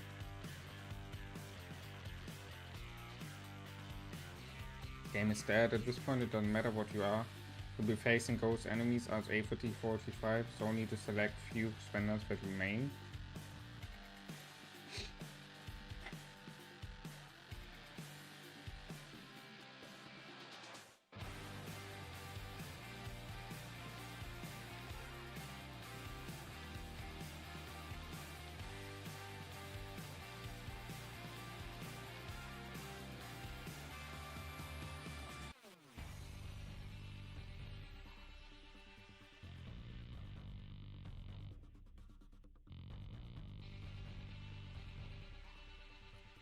I mean, I don't know, man.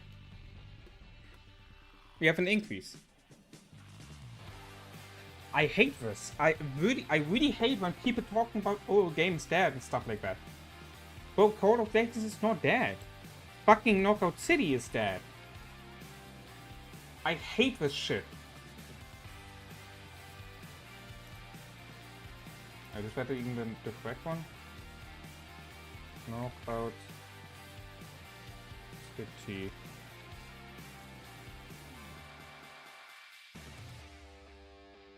that the game? Doesn't feel like. Wait, did they have a spike? Yeah, see.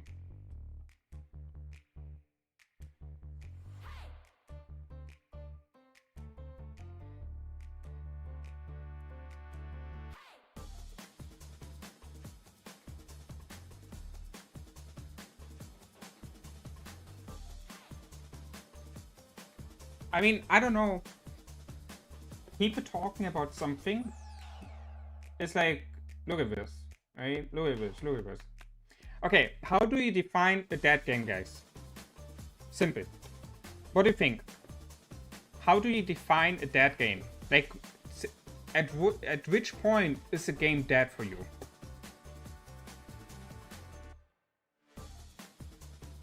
At which point? Let's do not last 5 years. Let's do last year. At which point is a game dead for you?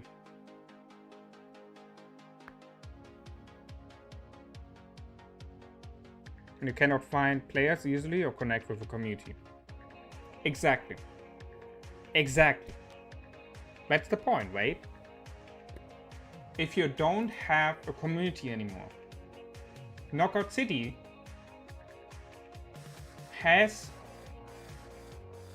not really a community anymore. There are like a few hundreds of players on private servers still playing the game, but would you consider that as a non-dead game? Probably not, right?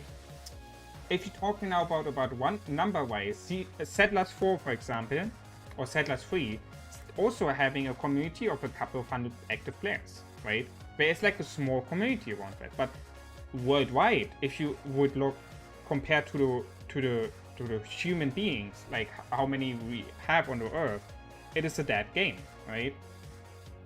And now look at this here. Hall of Dragons is not fucking dead. Like, I don't understand why people say that. Like, just look at the fucking on the fucking spikes what we have. A dead game appears when. Okay, so this is normal, right? You have here like the beta shit, you know, you have like some social media publicity. That's normal, you know, rising here a little bit, especially here in that time window. They made a lot of publicity, a lot of stuff on social media for the launching day from Cold Dragons, right? Here's, for example, in like beginning of January, I found out about the game, right? They started to make a lot of publicity, ads and shit like that. So this is normal. Then boom. The day, or like the week when the game came out, or like the first 2 weeks, insane spike, which is normal for any game, right? That is technically should always happening, right? This spike. When it falls down, which is also normal because people gonna be like, yeah, I like that, yeah, I don't like that, etc., etc. Right? And then, now here's the important part. A game gonna die when it continuously going down, right? In the next 2 to 4 months, right? That's a very important time window. In the next 2 to 4 months after the game launch, you need to look if it's having spikes or not. And as you can see, Cold Dragons had that. Sure, it went down over time because people were like, yeah, it's not my game anymore, etc., etc. But look now. Now we got a spike again, you know, because of the recent updates, which were a good thing. So that drove people actually back. It's like, it's crazy when people talking about a dead game and shit, etc. When a game is actually not dead. It's like just making wrong publicity about that, and I don't like that. Yeah, it's the same with Rise of Kingdoms, you know. Like, I mean, look at this. Look at this significant spike. Here the new faction. I think it was here when the new faction came out, Vikings. Look at the spike, and then it were going down. another big update here. Spike again, on going down again, you know? Like, would you consider the game is dying because of the web searching is going down like this? No, you wouldn't, right? Like, you should not. I mean, it's a constant thing here. The last month, look at this. Like the entire year, look at this. It was on the same bar basically. It didn't really lost anything. And the YouTube searches. This is YouTube searches now, you know? And that's the point though. Right? Almost the whole year. It didn't really lost anything. Right? Ah, God damn it. I hate it when I read something like that.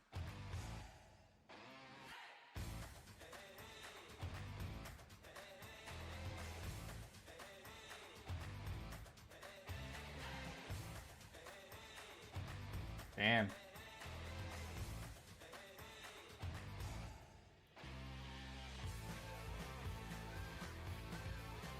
Okay, they don't do a rally. There's also no rally going on. It seems like it's slowed down here, no?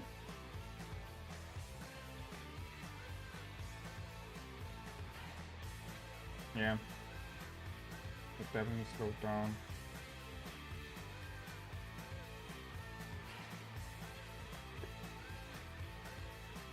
So anything else? Oh, okay.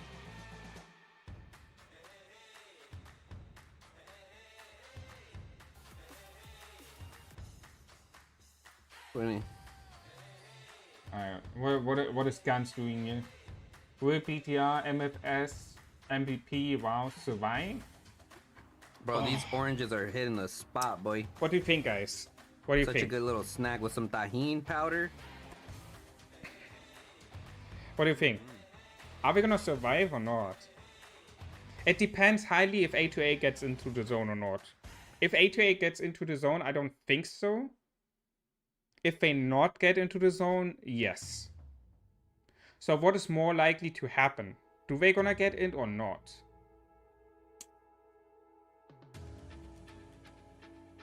Dependent time zones. Yeah, it's not that easy to say.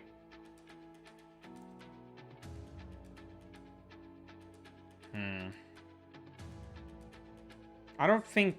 I think no. I think over the time...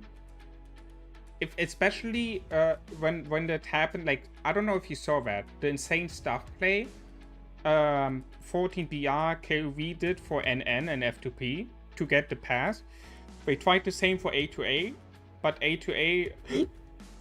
not sorry. BTR dropped the fork on the pass. So the stuff play was, you know, done by that point then. So I think if they do that again, I think really they can get in. And then they can win the season. And we see 229 votes on Gun's stream here. 57% on yes and 43% on no. Okay.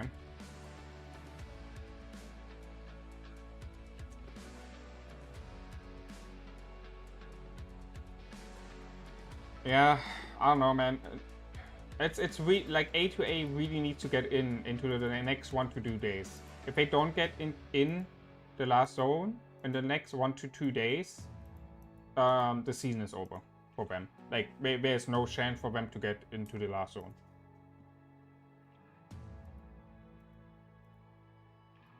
Because here's the thing, A2A can distract either BTR or MFS from NN F2P, right?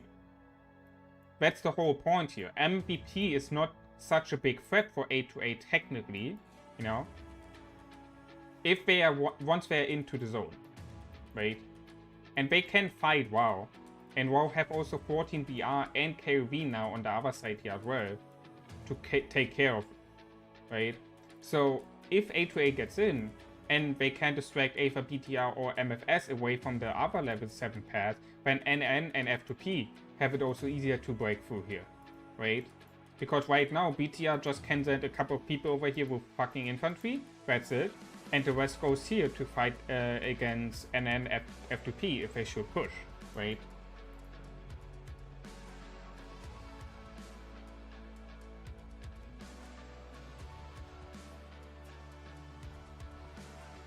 Like weekend, maybe they got higher numbers, but in weekdays activity always go down a bit. Yeah, because of work and real life, and yeah, that's true. And we should do here the rallies, guys. Should not slacking on that.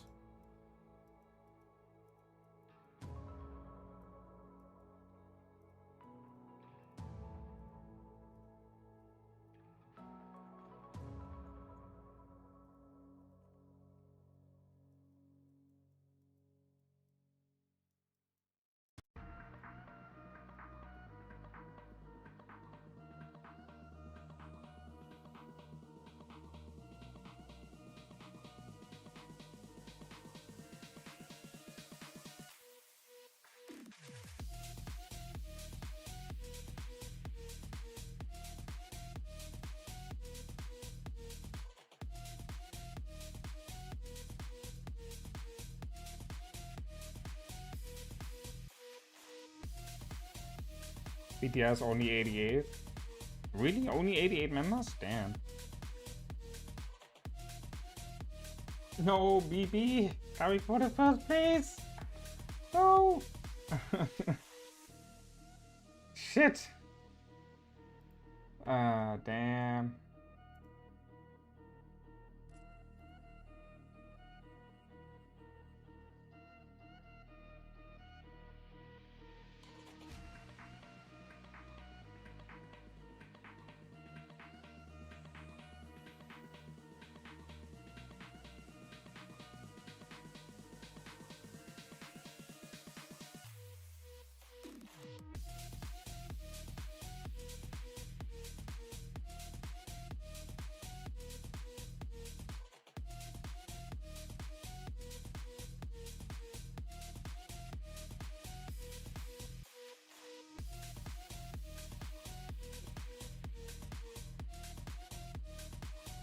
I think we're gonna lose the top one here soon. From the current standpoint, probably like around reset. We're gonna lose top one here to BB.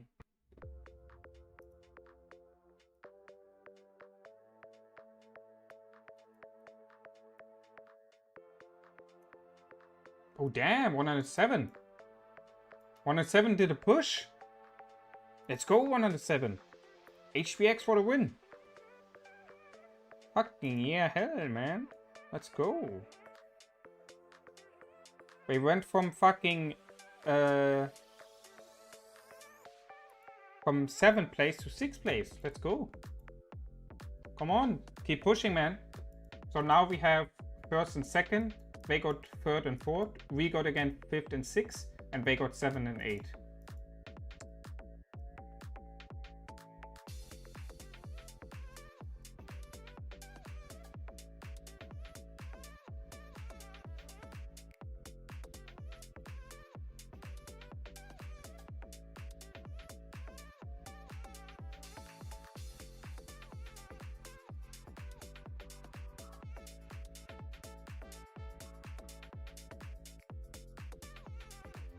I'm really wondering how the change is gonna, how the ranking gonna change on Monday when the training phase comes out plus Strongest Lord.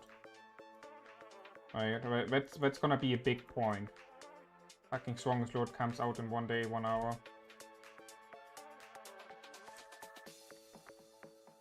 So that's gonna be interesting to watch.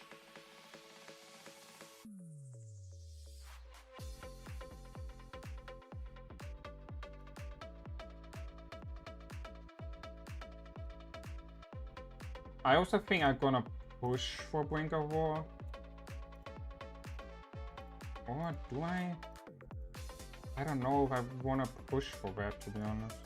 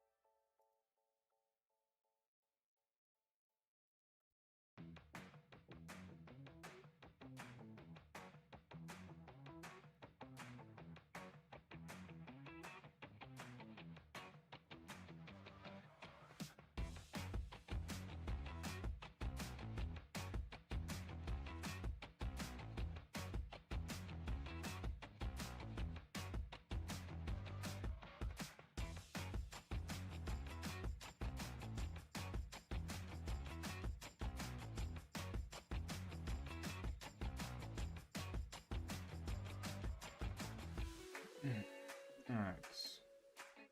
Already 2.5 hours streaming? Damn, the time is running, guys. See?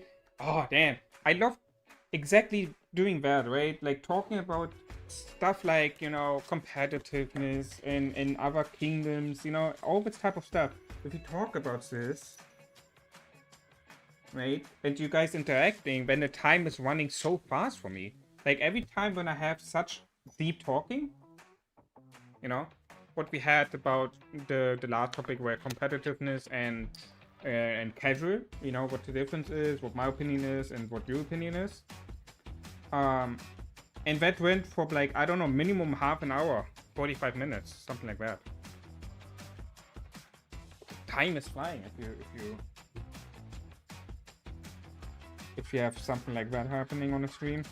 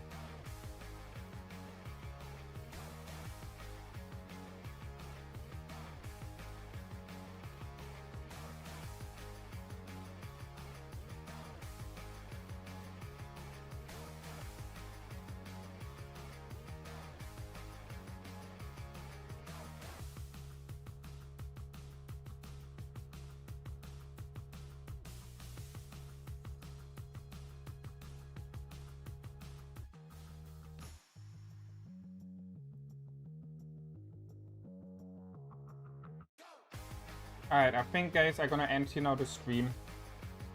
But, yeah, it's time for me to relax. Also going to sleep soon.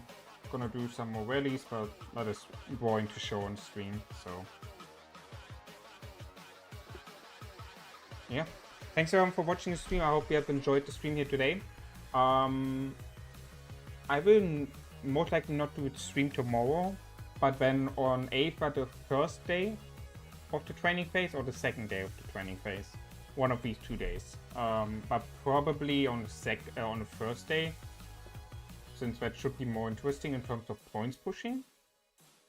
Since there's also BRINK of War and the first day of Strongest Lord event, right? Yeah. So. I hope you have enjoyed the stream, guys. Stay healthy, everyone. Wish you a great rest of the day. Have a great start into the next day. And we're gonna see us then soon on next stream. See you guys.